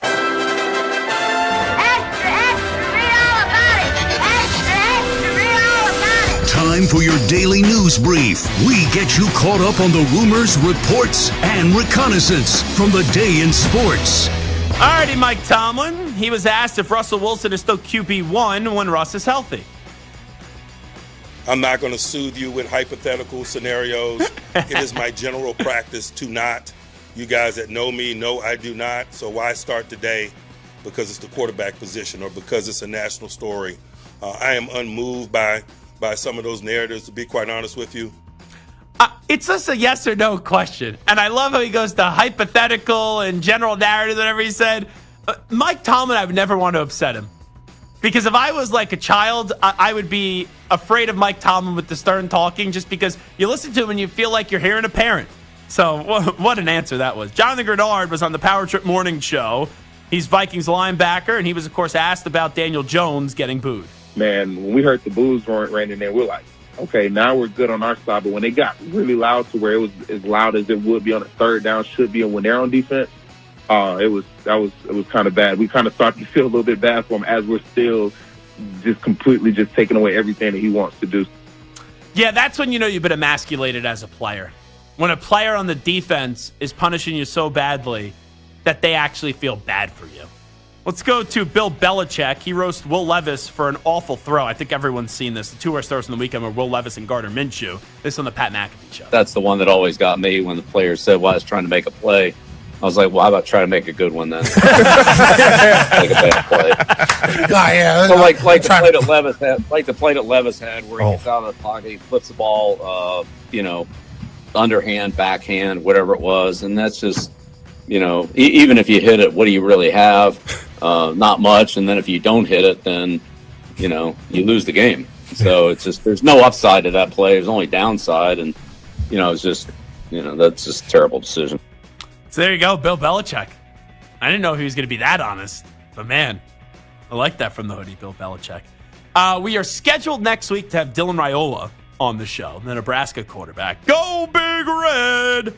Dylan Raiola reveals why he wears 15, and it's actually not for Patrick Mahomes. I wore 15 when I was my first year of football. Tim Tebow, strong Christian person, played football, in Florida, and I look up to people that have good character and, are good at their good person. And he was that guy at the time.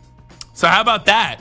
But he does do the same pregame routine that Mahomes does as well. And he looks just like Patrick Mahomes. And Matt Rule told us he emulates everything that Patrick Mahomes does. But the reason why he wears 15 is for Tim Tebow and not Patty Mahomes. Here's Peyton Thorne at Auburn. We have not talked about them yet, which is kind of crazy because they lost to California. Kind of shows you where the Auburn program is at right now. But they're 1-1 to start off their season. They have New Mexico State Saturday night. And here is Peyton Thorne on the Next Round podcast on blocking out noise. The outside noises. He's received Venmo requests from fans for, I guess, losing their bets in his port play. Yeah, obviously everyone says that, you just don't listen to it and all that. And sometimes that's easier said than done because in today's world, they come at you in all different angles. You hear it verbally. And that's probably the least one. But, just walking down the street, you hear it sometimes. And then obviously the social medias that hit you on Venmo, all types of stuff. So, you just have to block it out. You have to go back to where your foundation is in your life. And for me, that's, my faith and my family. And so, just doing that, but also just keep the focus on what's next. They're coming after your Venmo, Peyton? Explain that one to me. I've never heard that. Like, they send you cash? No. They're definitely not sending cash. Okay. It's funny when they lose money, they want the money back, but when they win money on a parlay, no one's ever sending any money. So I know we've all lost a ton of bets, Stu, Pat, but would you ever Venmo request a player if you lost? Like, that's just like a different level of douchiness.